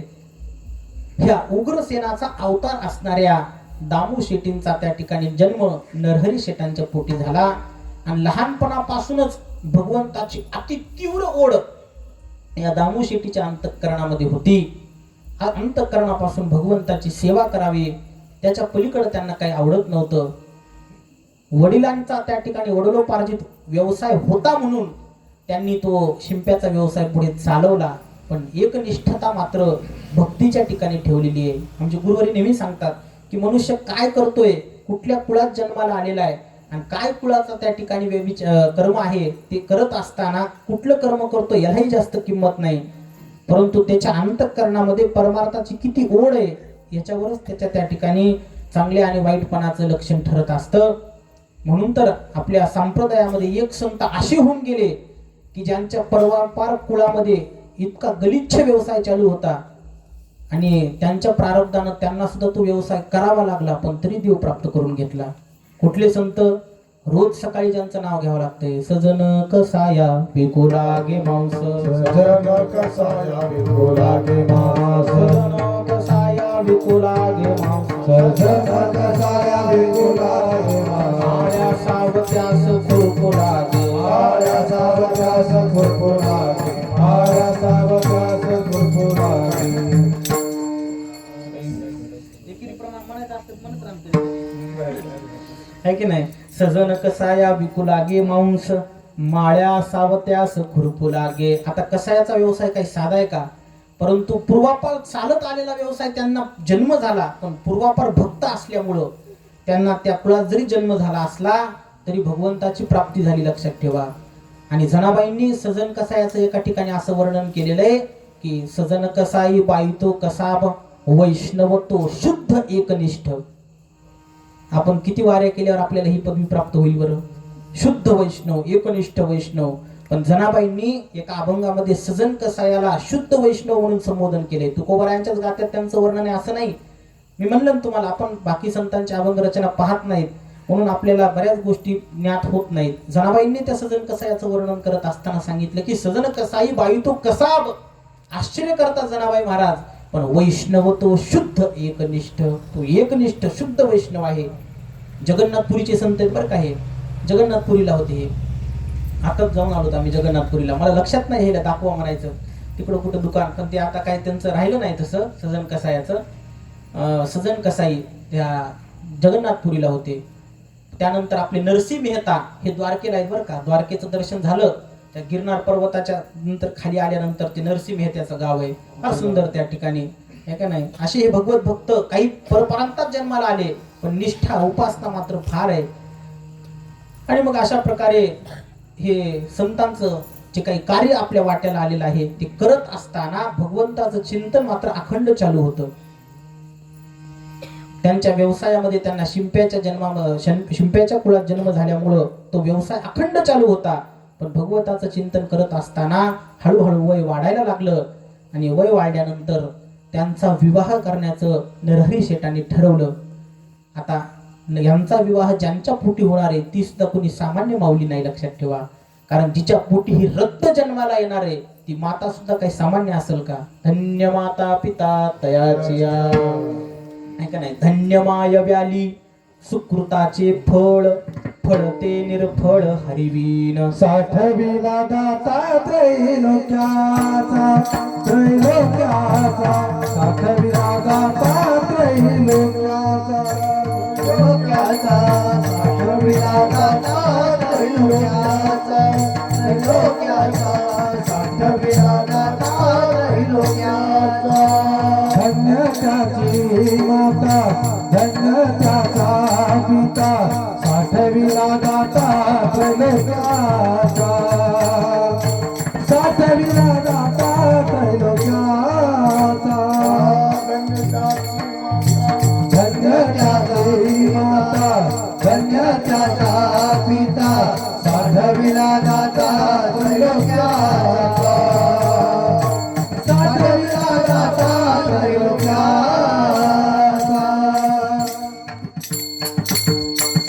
सावता महाराजांच्या आई वडिलांचं वर्णन आहे. का सावता महाराजांच्या आई वडिलांचं वर्णन? नामदेवराचाच अभंग येतो सुद्धा. याचं कारण असं आहे की भगवंताला आपल्या हृदयात ज्यांनी साठवलं ते सावता महाराज काय साधे असतील का? भगवंत किती व्यापक आहे. हरि व्यापक सर्वत्र समाना. चराचरामध्ये विठ्ठल विस्तारला जनी सप्तही सर्व घटी राम देहा देही एक. घटी राम देहा देही एक. सर्व घटी राम देहा देही एक. सर्व घटी राम देहा देही एक. सर्व घटी राम देहा देही एक. सर्व घटी राम देहा देही एक. सर्व घटी राम देहा देही एक. सर्व घटी राम देहा देही एक. सूर्यप्रकाश रश्मी, सूर्यप्रकाश रश्मी.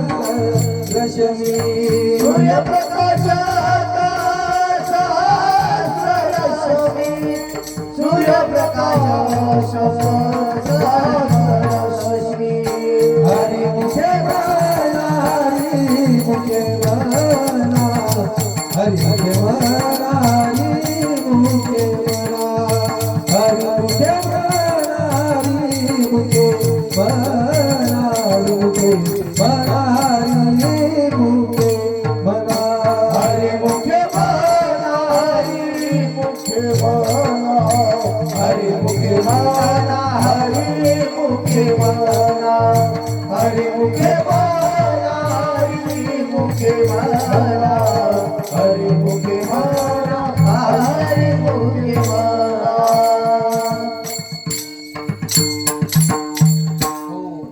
भगवंत व्यापक आहे. सर्वाघटी राम देहादेही एक. सूर्यप्रकाशक सहस्र रश्मी. पण एवढ्या व्यापक परमात्म्याला सुद्धा ज्यांनी हृदयात साठवलं ते सावता महाराज आहेत. आणि संत चरित्र पाहताना तशाला तसं स्वीकारावं. आपल्या बुद्धीचे तारे तिथं तोडू नये. सावता महाराजांनी हृदयात देव साठवला म्हणजे त्यांनी अंतःकरणात साठवला असा अर्थ होत नाही तिथं. त्यांनी खरंच पोट फाडलं होतं, भगवंत आत साठवला होता. लक्षात ठेवा, विनाकारण वेदांत शास्त्र कुठेही लावायचं नाही. वेदांत शास्त्राचे नियम जागच्या जागी, पण संतांना काहीच नियम लागत नाहीत, वेदांताचे सुद्धा नियम लागत नाहीत. लक्षात ठेवा. आता मला माहिती आहे हे ज्ञानेश्वरीचा जिल्हा आहे, मला माहिती आहे की ब्रह्मज्ञान आणि गोमटी जिल्हा आहे, मी इतकं स्पष्ट बोलायलो पण पुराव्यासहित बोलतो. वेदांत शास्त्राचा हा सिद्धांत आहे की ब्रह्मज्ञान झालं तरी सुद्धा प्रारब्ध वशानं देहाची अंतविधी होत असते. जसा देह पडणार तसा पडणारच आहे, प्रारब्ध बदलत नाही, संचित क्रियमान नष्ट होतं. हा ब्रह्मज्ञानाचा वेदांताचा सिद्धांत असला तरी संत चरित्राविषयी पाहत असताना, संतांना पाहत असताना प्रारब्ध भोगावंच लागतं, हा वेदांताचा नियम आहे. पण प्रारब्ध क्रियमान, भक्ता संचित नाही जाण. भक्त आहे ना, मग प्रारब्ध सुद्धा नाही. एका जनार्दनी भोग प्रारब्धाचा, हरिकृपे त्याचा नाश झाला. संतांचे चरित्र हे वेदांत शास्त्राच्याही पुढे गेलेले आहेत. लक्षात ठेवा, वेदांत शास्त्राचा हा सिद्धांत आहे की ब्रह्मज्ञान झाल्याशिवाय मोक्षच प्राप्त होत नाही. ज्ञाने विन एके उपाय करीशी जितुके ते गोविशी अधिके रुकी हे. पण नामदेव महाराजांनी स्पष्ट लिहिलंय. कोणाला काही आक्षेप असला तर नामदेवरायला विचारावं असं का लिहिलंय. तर नामदेवराय म्हणतात की ब्रह्मज्ञानी विन मोक्ष आहे भूती, आवडीजे गाती विठ्ठल नाम. नामदेवरायानं स्पष्ट उल्लेख केलेला आहे की ब्रह्मज्ञानी विन मोक्ष आहे भूती, आवडीजे गाती विठ्ठल नाम. सगळे नियम लागत नाहीत वेदांताचे संतांना. वेदांत शास्त्रानुसार प्रारब्ध वशात मृत्यू लोकातला देह असेल तर मृत्यू लोकात सोडावाच लागतो. तुकोबारायानं त्या नियमालाच लाद घातली. जगा काळ खाय आम्ही माथा निरापाय. ज्ञानोबारायानं हा नियम मोडून काढला. काय ताकद होती त्या काळाची. संजीवन समाधी घेतली, 400 वर्षानं नाथ महाराजाला दर्शन दिलं. लागत नाही. नाथ महाराजांचा देह, कोणाचाही देह पडला तर 4 दिवसात घाण वास येते जर त्याला नाही जाळलं तर.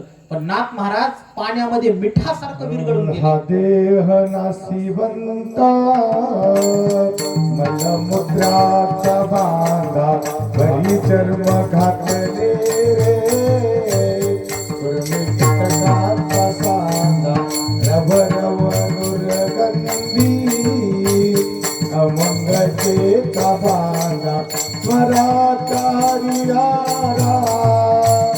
शरण जाय गोविंदा, हरियसी मंदालसा,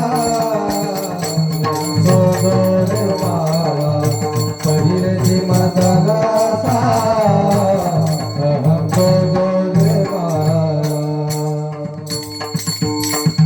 हो, वेदांत शास्त्राचा हे सिद्धांत आहे की देह जर असेल तर देह शब्दाचा अर्थच काय होतो. आमचे गुरुवारी पद्माकर बाबा नेहमी सांगायचे की देह त्यालाच म्हणतात की दह्यते इति देह, हा जो दहन केला जातो त्याला देह म्हणतात. मनुष्याला 3 देह आहेत. एक स्थूल देह, दुसरा सूक्ष्म देह आणि तिसरा कारण देह. आणि तिन्ही देह जळतात बरं का. तुम्ही म्हणताल आता मात्र जास्तच बोलायला लागले. मेल्यानंतर मनुष्याचा स्थूल देह जळतात हे आम्हाला मान्य आहे, पण सूक्ष्म देह थोडीच जळतो म्हणले. जळतो, पण तो अग्नी वेगळा आहे. मी फक्त जळतो म्हणून सांगितलं, कुठल्या अग्नीनं जळतो हे अजून कुठे थोडं सांगितलंय. म्हणून स्थूल अग्नीनं, जो दिसणारा त्या ठिकाणी अग्नी आहे त्याच्यानं हा स्थूल देहाचा नाश होतो. सूक्ष्म देह हे पूर्ण कर्म संपलं की सूक्ष्म देह संपलं. लक्षात ठेवा. आणि ज्या वेळेला ब्रह्मज्ञान प्राप्त होते त्या ज्ञानाग्नीनं हे त्या ठिकाणी सर्व कारण देहाचा सुद्धा नाश होतो. ज्ञानाग्नीने पापी जळती ही ज्याची आज्ञा.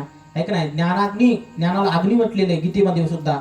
नाही ज्ञानेन सदृशं पवित्रमिह विद्यते, किंवा काय, ज्ञानाग्नी सर्व कर्मानी भस्मसात कुरुते तथा. हे का नाही, ज्ञानरूपी अग्नीने सगळं जळून जाते. सूक्ष्म देह असेल, कारण देह असेल, म्हणून जो जळतो त्यालाच देह म्हणतात. दह्यते इति देह हा.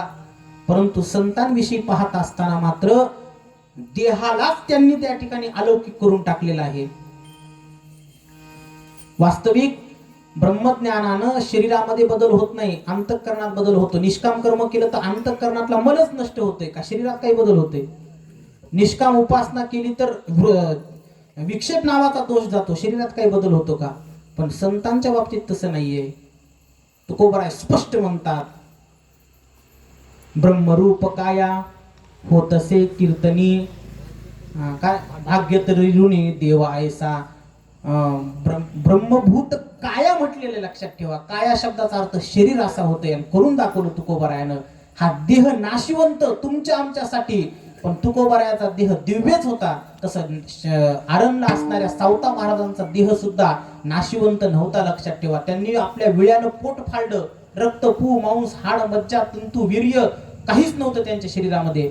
सगळा प्रकाशमय त्या ठिकाणी दिव्य प्रकाश पडला आणि मग पांडुरंगाला आत साठवलं. आता तुम्ही प्रमाण दिल्यामुळे सावता महाराजाकडे गेलो मी. त्यांचंही चरित्र मोठं आहे, 14 अध्यायाचा ग्रंथ आहे. ती सांगत बसलं त्याच्यातच 7 दिवस जातील. फार सुंदर ग्रंथ आहे तो सुद्धा. आपल्या नामदेवराय सांगायचे. मी सांगितलं ह्याच्यासाठी की संतांना कुठलेच जगातले नियम लागत नाहीत, लक्षात ठेवा. अलौकिक संत होऊन गेले आपल्या संप्रदायामध्ये. आणि म्हणून या नामदेवरायांचा जन्मवृत्तांत आपल्याला आज पाहायचा आहे की दामू शेट्टींचा अवतार झाला.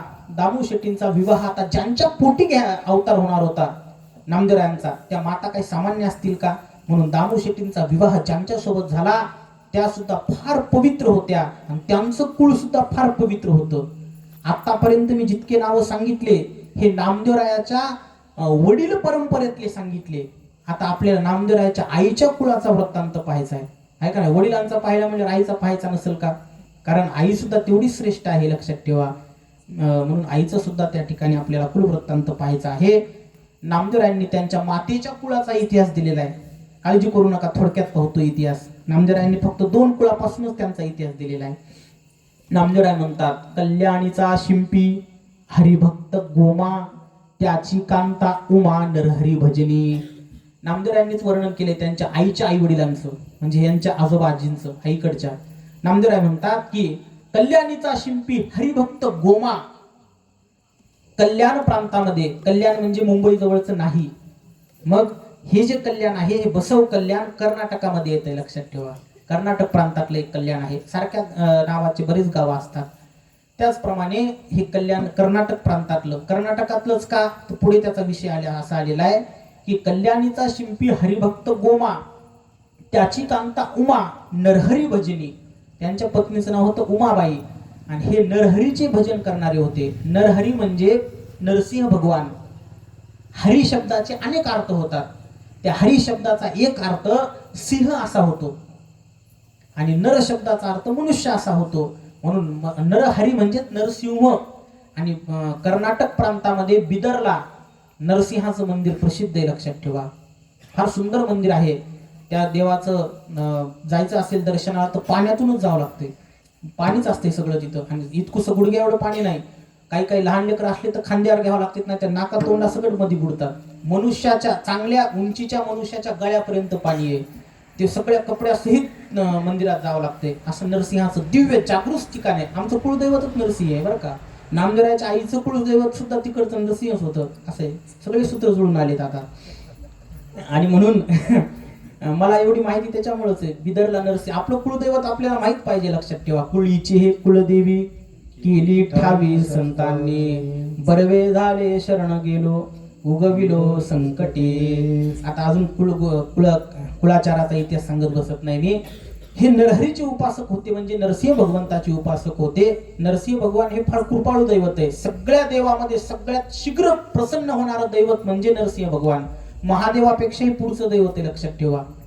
महादेवाला सुद्धा परीक्षा घेऊनच महादेव प्रसन्न होतात. थोडी का होईना परीक्षा पाहतात, पण नरसिंह भगवंताला त्रासच सहन होत नाही भक्ताचा. म्हणून तुम्ही प्रल्हादाला त्रास दिल्याबरोबर भगवंत प्रगट झाले, आहे का नाही. उचलून घेतला कडीवरील भक्ती सुखे निहाला, चौथा बागुल नरहरी थोर कांबात गुरुगुरी, उचलून घेतला कडीवरी भक्ती सुखे निवाला. नामदेवांनीच वर्णन केलेलं आहे.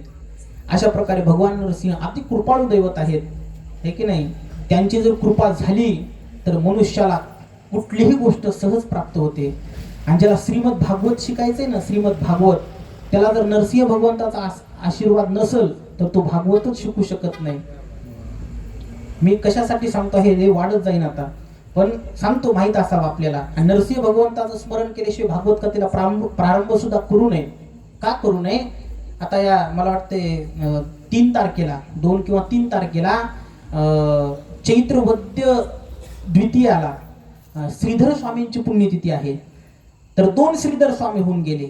एक श्रीधर स्वामी नाझरेकर, ज्यांनी शिवलीलामृत नावाचा ग्रंथ लिहिला, पंढरी महात्म्य नावाचा ग्रंथ लिहिला, ते श्रीधर स्वामी नाझरेकर. पण श्रीधर स्वामी एक फार मोठे भागवताचे अभ्यासक होऊन गेले, ज्यांचा प्रभुत्व भागवतावर होतं. आणि इतकं प्रभुत्व होतं की शांतीब्रह्म एकनाथ महाराजांनी सुद्धा एकनाथी भागवत लिहित असताना पहिल्याच अध्यायाच्या 120 नंबरच्या ओळीमध्ये त्यांचं वर्णन केलेलं आहे. मग मला सांगा, नाथ महाराज सुद्धा ज्यांना नमस्कार केल्याशिवाय पुढचं भागवत लिहित नाहीत, ते कसे असतील? आता बंधू श्रीधर जो भागवत व्याख्याता सदर, ज्याची टीका पाहता अपार, अर्थ साचार पै असे. मग एकनाथ महाराजांसारखे संत ज्यांना नमस्कार करतात ते श्रीधर स्वामी कसे असतील? हे वेगळे बरं का.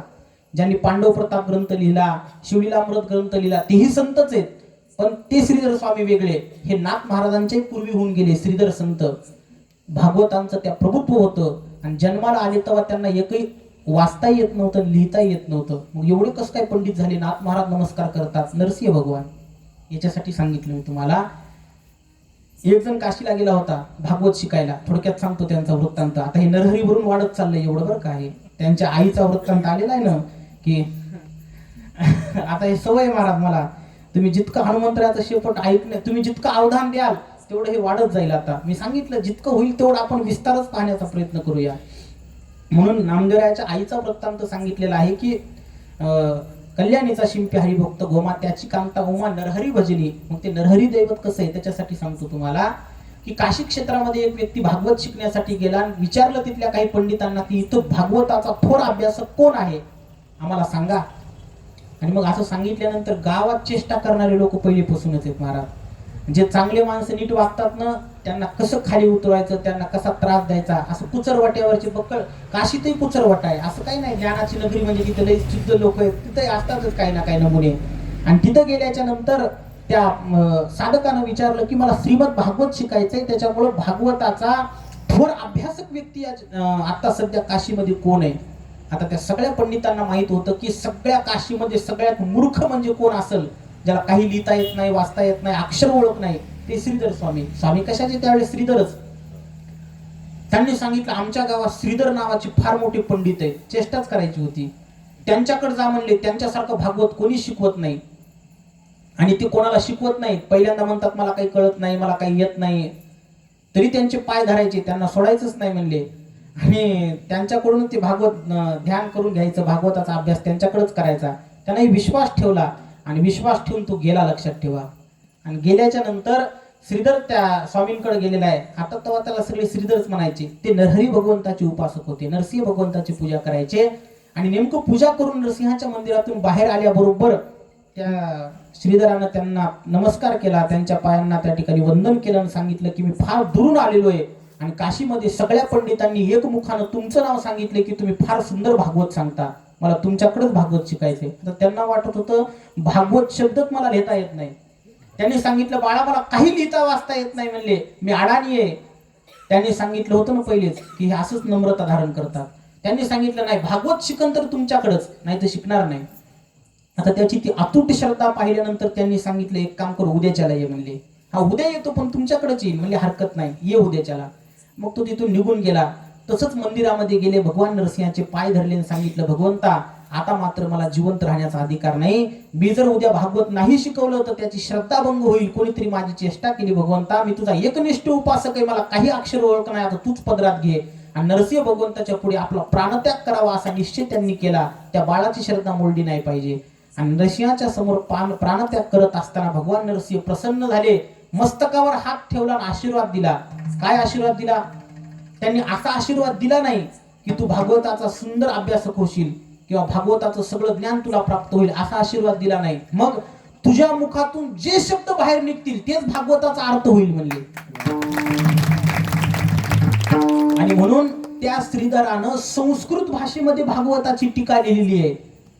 ती फार मोठा ग्रंथ आहे. आमची एक सोबत राऊत बाबाकडे शिकायला, आमच्या सोबत शिकायला एक मारुती चाबरकर नावाचा एक मुलगा आहे.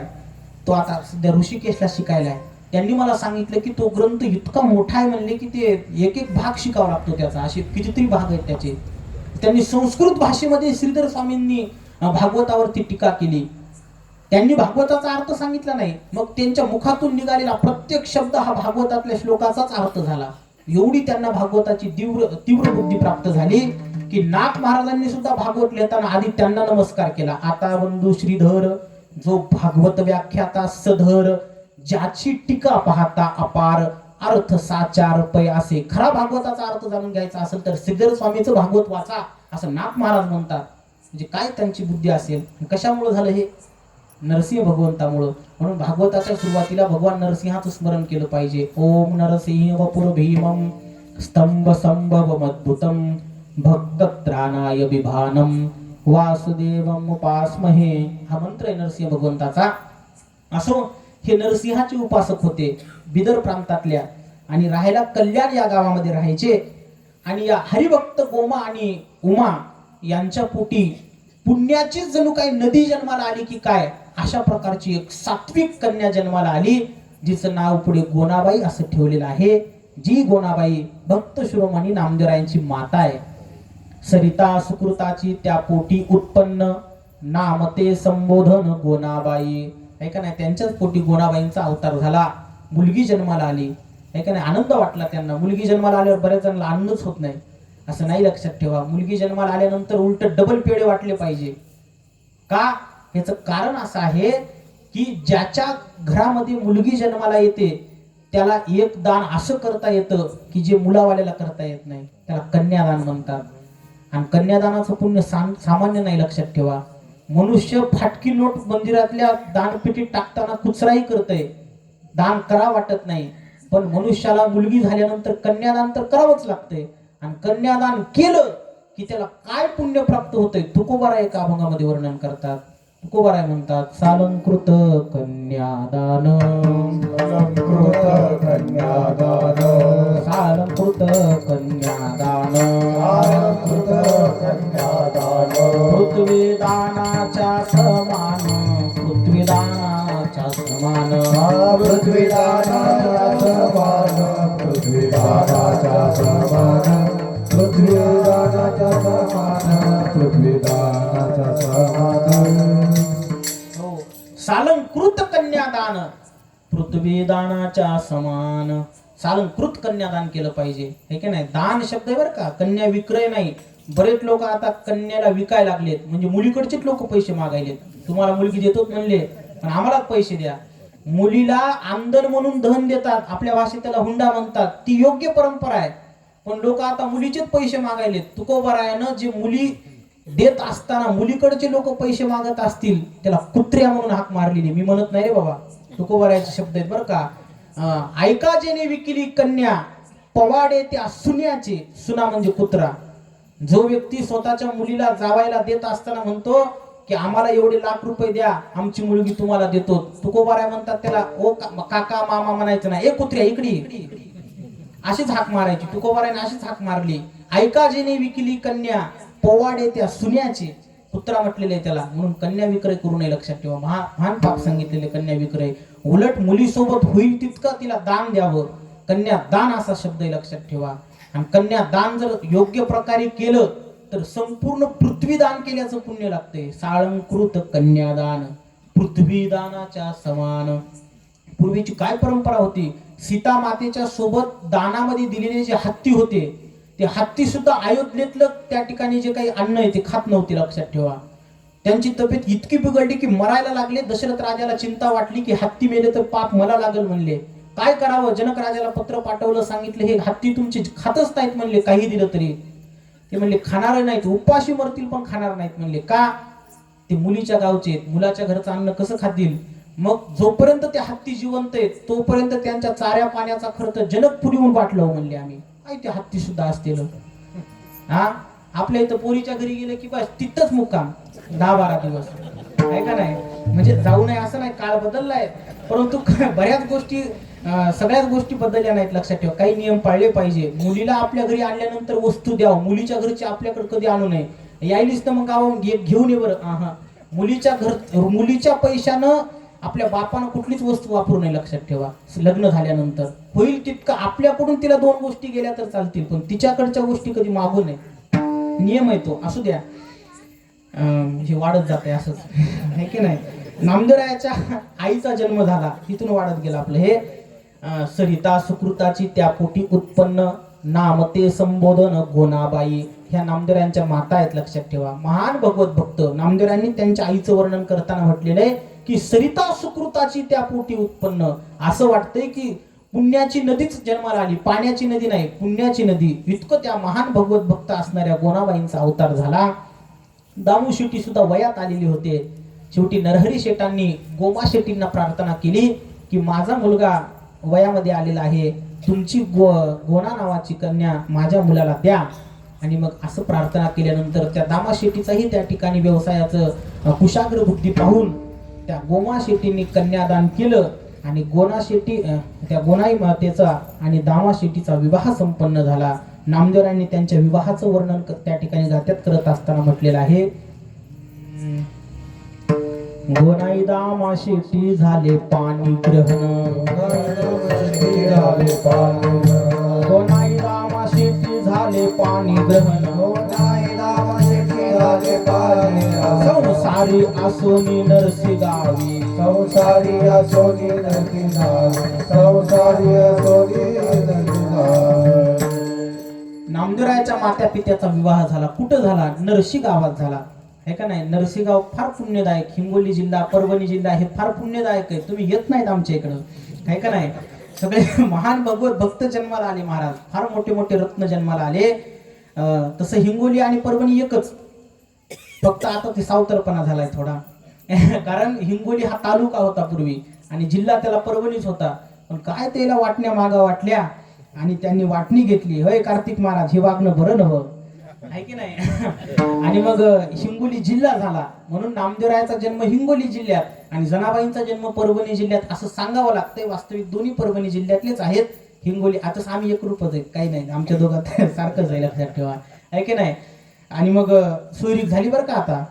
हा, तुमच्या इकडे कन्या आली बिदर प्रांतातली, आहे का नाही, म्हणून चांगलं सांभाळा आता. आणि मग नामदेवरायाच्या गात्यात वर्णन असं आलेलं आहे की बरोबर लग्नाचा फटाका, नामदेवरायाच्या मात्या पित्याच्या लग्नाचा त्या ठिकाणी फटाका वाजला, आहे का नाही. वाजला पाहिजे महाराज. लोक दारू पिऊन की त्या लग्नामध्ये नाचते, त्याच्याच वरातीमध्ये फटाके वाजतात. मग संताचा उत्सव करताना कशाला हायगाय करायचे, आहे का नाही. वाजविला पाहिजे, भरपूर वाजवा, आहे का नाही. आणि उद्याच्याला आपल्याला नामदेवरायाचा जन्म करायचा सुरुवातीला, तेव्हा जास्त फटाके वाजवा, आहे का नाही. नामदेवरायासारखे महान भगवत भक्त आपलं कल्याण करण्यासाठी अवताराला आले. सगळ्या जगाला कळालं पाहिजे नामदेवरायाचा अवतार झालाय म्हणून, आहे का नाही. उद्याच्याला आपल्याला सुरुवातीलाच, आज नाही आता होणार नामदेवरायाचा जन्म, वेळ झालेली आहे. तुम्ही म्हणाल आता लग्न झाले, मुलगा व्हायला काय हरकत आहे. नाही ना महाराज, आता ते तर अवघड आहे. कारण नामदेवरायांचे त्या ठिकाणी कुलवृत्तांत येणारच आहे पुढे चरित्र, कारण त्यांना मुलगा फार उशिरा झाला होता. मी लवकर कसं चरित्र सांगू, आहे का नाही. आणि मग मुलगा झाल्याच्या नंतर त्यांचा विवाह झाल्याच्या नंतर ही सगळी घटना नरसी गावात झाली बरं का. आतापर्यंत तुम्ही जेवढं चरित्र सांगितलं हे सगळं नरसी गावात घडलेलं. यदू शेटांचा जन्म नरसी गावामध्ये झाला, हरी शेटांचा जन्म नरसी गावात झाला, गोपाळ शेठ, गोविंद शेठ, रघु शेठ, नरहरी शेठ हे सगळे त्या ठिकाणी नरसी गावामध्ये अवताराला आले. दामू शेट्टीचाही अवतार नरसी गावामध्ये झाला. यांचा विवाह सुद्धा नरसी गावात झाला. आणि मग अतिशय गोड असणारा संसाराला प्रारंभ झाला. भगवंताची भक्ती करत करत त्या ठिकाणी संसार चालू आहे. आणि मग संसार आणि परमार्थ दोन्ही गोष्टी चालू असताना या संसार रूपी वृक्षावर एक फार गोड असणारी वेल निर्माण झाली. ते म्हणजे नामदेवरायांच्या आणि गोनाई मातेच्या पोटी एक दामू शेट्टी आणि गोनाई मातेच्या पोटी एक महान त्या ठिकाणी भगवत भक्त अधिकार संपन्न एका कन्येचा जन्म झाला, हे का नाही. नामदेवरायाच्या आधी त्यांच्या माते पित्याला एक कन्या झालेली आहे. काय नाव होतं तिचं? आऊबाई कन्या झाली गोनाईची, आऊबाई कन्या झाली गोनाईची, आऊबाई कन्या झाली गोनाईची, आऊबाई कन्या झाली गोनाईची. पुढे देवा नवसी पुत्रासाठी, पुढे देवा नशी पुत्र झाला, पुढे देवा नशी पुत्र झाला. हो, पहिल्यांदा मुलगी झाली, आऊबाई कन्या झाली गोनाईसी, आणि मुलगा होईच ना गेला म्हणून पुढे देवा नवसी पुत्रासाठी नवस केला होता. तो भाग आता येणारच आहे पुढे. दामू शेट्टी आणि गोनाई मातेचा विवाह संपन्न झाला. विवाह करत असताना बऱ्याच गोष्टी पाहाव्या लागतात बरं का. आता कोणी काहीच पाहत नाही, म्हणले हे सगळं अंधश्रद्धा आहे. मग अंधश्रद्धा आहे, लग्न करतात, दुसऱ्याच वर्षी घटस्फोट, टिकत नाही. मग काय का नाही, आपलं शास्त्र फार सुंदर आहे. गोत्रच पाहावं लागतात, सगळं कुळ वृत्तांत पाहावं लागतो. पान आमदेवराने किती बारीक लिहिलंय की गोत्र संज्ञा ऐका पूर्वजाची सहज, गादीज भारद्वाज दोन्ही कुळे. नामदेव यांनी आपल्या आईचा आणि वडिलांचा कुळ वृत्तांत सांगत असताना माझी माता गादीज कुळातली आहे, गादीज गोत्रातली आहे आणि माझे वडील अर्थात माझी वंश परंपरा ही भारद्वाज गोत्रातली आहे असं लिहून ठेवलेले आहे. नामदेवराय भारद्वाज गोत्रातले आहेत आणि गोनाई माता त्यांच्या माहेरचं गोत्र हे गादीज आहे. गादीज म्हणजे विश्वामित्र. गादी त्यांच्या वडिलांचं नाव होतं आणि जायते म्हणून पुढे त्या ठिकाणी गादीज हे नाव त्यांना प्राप्त झालं होतं. असो अशा प्रकारे आपला गोत्र आपल्याला गोत्र हे सगळं माहित पाहिजे. कारण पूजा करत असताना ब्राह्मण मंडळी सांगतात गोत्र उच्चार करा, मग तोंड बघत आधी इकडं तिकडं. आता काय करा, मग ब्राह्मणच म्हणतात काश्यप म्हणा, कारण काश्यपाची सगळी सृष्टी आहे पुढे. ज्याला आठवत नाही त्यानं काश्यप गोत्र म्हणावं. लक्षात ठेवा, गोत्र म्हणा म्हणलं तर माहित असलं तर ठीक आहे, पण नसलं माहित तर काश्यप गोत्रे उत्पन्न असं म्हणत जावं. भावार्थ रामायणात त्याचा दाखला आलेला आहे. ज्याची गोत्र संज्ञा ज्याला माहित नसेल त्यांना काश्यप गोत्र उत्पन्न म्हटलं तरी सुद्धा ती पूजा संपन्न होते असं जटायूच्या चरित्रात आलंय. का आलंय ते आता सांगणार नाही मी. आणि मग अशा प्रकारे त्या गोत्र संज्ञेद्वारा त्यांचा विवाह झाला. आऊबाई नावाची कन्या मात्र पहिल्यांदा त्यांच्या पोटी अवताराला आली. सामान्य नाही बरं का आऊबाई. आऊबाई मातेचा अधिकार फार मोठा आहे. आता नामदेवाचं चरित्र पाहत असताना आऊबाई मात्यापुढे सांगणं होतील न होतील, पण त्यांचा अधिकार सांगतो तुम्हाला की आऊबाई मातेनं सुद्धा अभंग रचना केलेली आहे नामदेवाच्या बहिणींनी. ही नामदेवांची बहीण आहे, मोठी बहीण आहे, नामदेवापेक्षा मोठी होती आणि अधिकार एवढा होता की ब्रह्मज्ञानाचा त्या ठिकाणी पूर्ण साक्षात्कार त्यांना झालेला होता. जिवंत असून जीवनमुक्तीची स्थिती आऊबाई माता जगत होत्या आणि त्यांच्या गाथ्यात त्यांनी नामदेवाच्याच गाथ्यात पुढे अभंग आलेला आहे आऊबाई महाराजांचा. किती मोठमोठ्या विद्वानाला सुद्धा त्या अभंगाचा अर्थ लवकर लागणार नाही असा अभंग आहे त्याचा आऊबाई मातेचा. पहा ना आऊबाई माता काय म्हणतात. शून्य साकारले साध्यांत दिसे, आकार नासे ते शून्याकार दिसे. शून्य ते सार, शून्य ते सार, शून्य चराचर सामावले. नामयाची बहीण आऊबाई शून्य सामावली, विठ्ठली राहिली चित्तवृत्ती. हा अभंग परीक्षेला टाकला तर आपल्याला 0 मार्क पडतील. हे फार गोड अधिकार त्यांचा सामान्य नव्हता. ब्रह्मज्ञान साक्षात त्या ठिकाणी प्राप्त झाल्यानंतर जीवनमुक्तीच्या अवस्थेनं त्या आऊबाई माता जगत होत्या. म्हणून नामदेवाच्या कुळाचा इतिहास हा एक विशेष भाग आहे. आपल्या वारकरी संप्रदायामध्ये किंवा जगाच्या पाठीवर हजारो नाही, लाखो नाही, करोडो भक्त झाले, पण कुठल्याच भक्ताला स्वतःच्या कुळातले सगळे व्यक्तीच संत करता आले नाही किंवा झाले नाही. संताला काही करता येते, परंतु सगळ्या संतांचे आपापल्या कुळातलेच व्यक्ती संत झाले नाही. म्हणून तुकोबाराला लिहावं लागलं संतांचे ते आप्त नव्हती संत. परंतु एकमेव जगाच्या पाठीवर उदाहरण नामदेव महाराज असे आहेत की ज्यांच्या कुळातले सगळेच व्यक्ती संत पदाला प्राप्त झालेले आहेत. नामदेवरायाची आई संत, नामदेवरायाचे वडील संत, नामदेवरायांचे पत्नी सुद्धा संत, नामदेवराय स्वतः तर महान भगवत भक्त आहेतच. त्यांचे 4ही मुलं संत झाले. 1-2 नाही बरं का, आपले 4 असले तर 4 दिशेला, पूर्व पश्चिम उत्तर दक्षिण, एक शिवसेनेत, एक भाजपात, एक काँग्रेस, असं एक राष्ट्रवादी, त्याच्यातही पुन्हा 2 फाट्या. असं उद्या आपल्याला काय करायचंय, कोणी तुतारीत वाजित आहे, कोणी काहीच करते, असू द्या आता. आणि मग मी सांगायचे कशासाठी, पण नामदेवराचे 4ही पुत्र भगवत भक्त जन्माला आले. याच्यात काय विशेष आहे, पण नामदेवरायाच्या सुना सुद्धा, आता हे सगळ्यात मोठं अवघड झालंय. सुना कशा येतील ह्याच्या टेन्शनच म्हातारीचा अर्ध त्या ठिकाणी शरीर कमी होते, पातळ होते. आता काही खरं नाही, पोराचं लग्न जमवायचंय, जमत नाही हे पहिलं टेन्शन, आणि जमल्यावर सुनबाई कशी भेटते याचं दुसरं टेन्शन. पण नामदेवरायाच्या कुळात जन्माला आलेल्या 4ही मुलांना अशा पत्नी प्राप्त झाल्या की त्या 4ही 4घी जणी संत होत्या. लक्षात ठेवा, लाडाई गोडाई असाई साकराई, 4घी सुना पाही नामयाच्या. लाडाई मातेचा अधिकार सामान्य नव्हता. लक्षात ठेवा, लाडाई मातेचा अधिकार केव्हा लक्षात येतो माहिती तुम्हाला, ज्या वेळेस नामदेवरायानं समाधी घेतली तेव्हा लाडाई माता फक्त समाधीला नव्हत्या, तिथं 14 जणांनी समाधी घेतली. लाडाई माता बाळातपणाला गेल्या होत्या. कल्याण गाव होतं त्यांचं सुद्धा. त्या लाडाई मातेनं त्याच्यासाठी खंत व्यक्त केलेली आहे की प्रसूती लागी मज आलेले कल्याणा, अंतरला राणा पंढरीचा. मुकुंदे मजसे थोर केला गोवा, लोटी येले भव नदी माझे. ऐकिला वृत्तांत सर्व झाले गुप्त, माझेची संचित खोटे कैसे. मी कस काय माझं पाप असेल म्हणून मला सगळे त्या ठिकाणी घरातले परिवारातल्या लोकांनी समाधी घेतली, मीच कशी समाधी घेऊ शकले नाही. लाडाई म्हणे देह अर्पिन विठ्ठला, आणि म्हणून आदरीला प्राणायाम. मग मला सांगायचं एक आहे की ज्या लाडाई मातेनं सगळे संसारातले कामं घरातले केले, त्या लाडाई मातेनं प्राणायाम कवा शिकला? आपल्याला प्राणायाम उगं नाक इकडे इकडे फुसफुस करणं ह्याला प्राणायाम म्हणत नाहीत. उगं शेंबूड बाहेर काढतात लोक फुसफुस करून तिकडं, एक वर घे एक खाली घे, याला प्राणायाम म्हणत नाहीत. ज्ञानेश्वरीचा 6वा अध्याय वाचा म्हणजे प्राणायाम कशाला म्हणतात ते लक्षात येते. आपल्याला मांडीत नीट घालता येत नाही तर ते प्राणायाम करतानाच नाही आता सरकू नका, आता हाय तशा राहू द्या उगं. आता मी म्हणले होतो कोणी नीट बसन आहे का नाही, असू द्या. आपल्या पायाला कळ लागत, या 2 तासात आपले 4-5 आसनं होतात. पण गीतेमध्ये ज्ञानोबरायांनी प्राणायाम करण्यासाठी किंवा योग करण्यासाठी कसं बसावं लागतं हे सुद्धा सांगितलंय. श्चोदेश प्रतिष्ठाप्य स्थिरमासनमात्मनः नात्युत्थ्रितम नाति नीचम चैलाजीन कुशोत्तरम. आणि फटकल मारून मांडी घातली असं जमत नाही. मग ते एक पाय असा त्या ठिकाणी खाली दाबायचा, एक पाय आपल्या वर ठेवायचा, हे सगळं शरीर टाचीवर धरायचं. हे काय सोपं आहे का? मोडतील पाय करून बघू नका, प्रॅक्टिस सुद्धा करू नका. पाय फिय मोडले तर पुन्हा म्हणू नका महाराजांना सांगितलं होतं असं बसायला. तुम्हीच जाते हाडाच्या दवाखान्यात. आणि म्हणून आपल्याला बसणं सुद्धा शक्य नाही, लक्षात ठेवा. तर योग कवा करावा? आणि तसं बसल्यानंतर ती कुंडलिनी जागृत करायची. नागिनीची पिले कुंकुमे नाहले सेज घेऊन आले वळण जैसे. आणि ती कुंडलिनी जागृत झाल्यानंतर 17वीचे स्तन्य देशी अनुहाताचा हल्लरुगाशी समाधी बोधे निजविसी बुजाबुनी, तो अनुहाताचा नाद ऐकू येतो. आणि मग खऱ्या अर्थानं तो योग सिद्धीला गेला असं म्हणावं लागतंय. चांगदेव महाराजासारख्या महात्म्याला 1400 वर्ष गेले अभ्यास करायला. 14 वर्ष म्हणत नाही मी, 1400 वर्ष गेले त्यांच्या अभ्यासामध्ये. आणि लाडाई मातेला मात्र सहज प्राप्त झालं. लाडाई म्हणे देह अर्पिन विठ्ठला. आणि म्हणून आदरीला प्राणायाम, डोळे झाकले ना आपला देह ब्रह्मरंध्रातून पांडुरंगात विलीन केला. काय सामान्य ताकद असेल का विचार करा.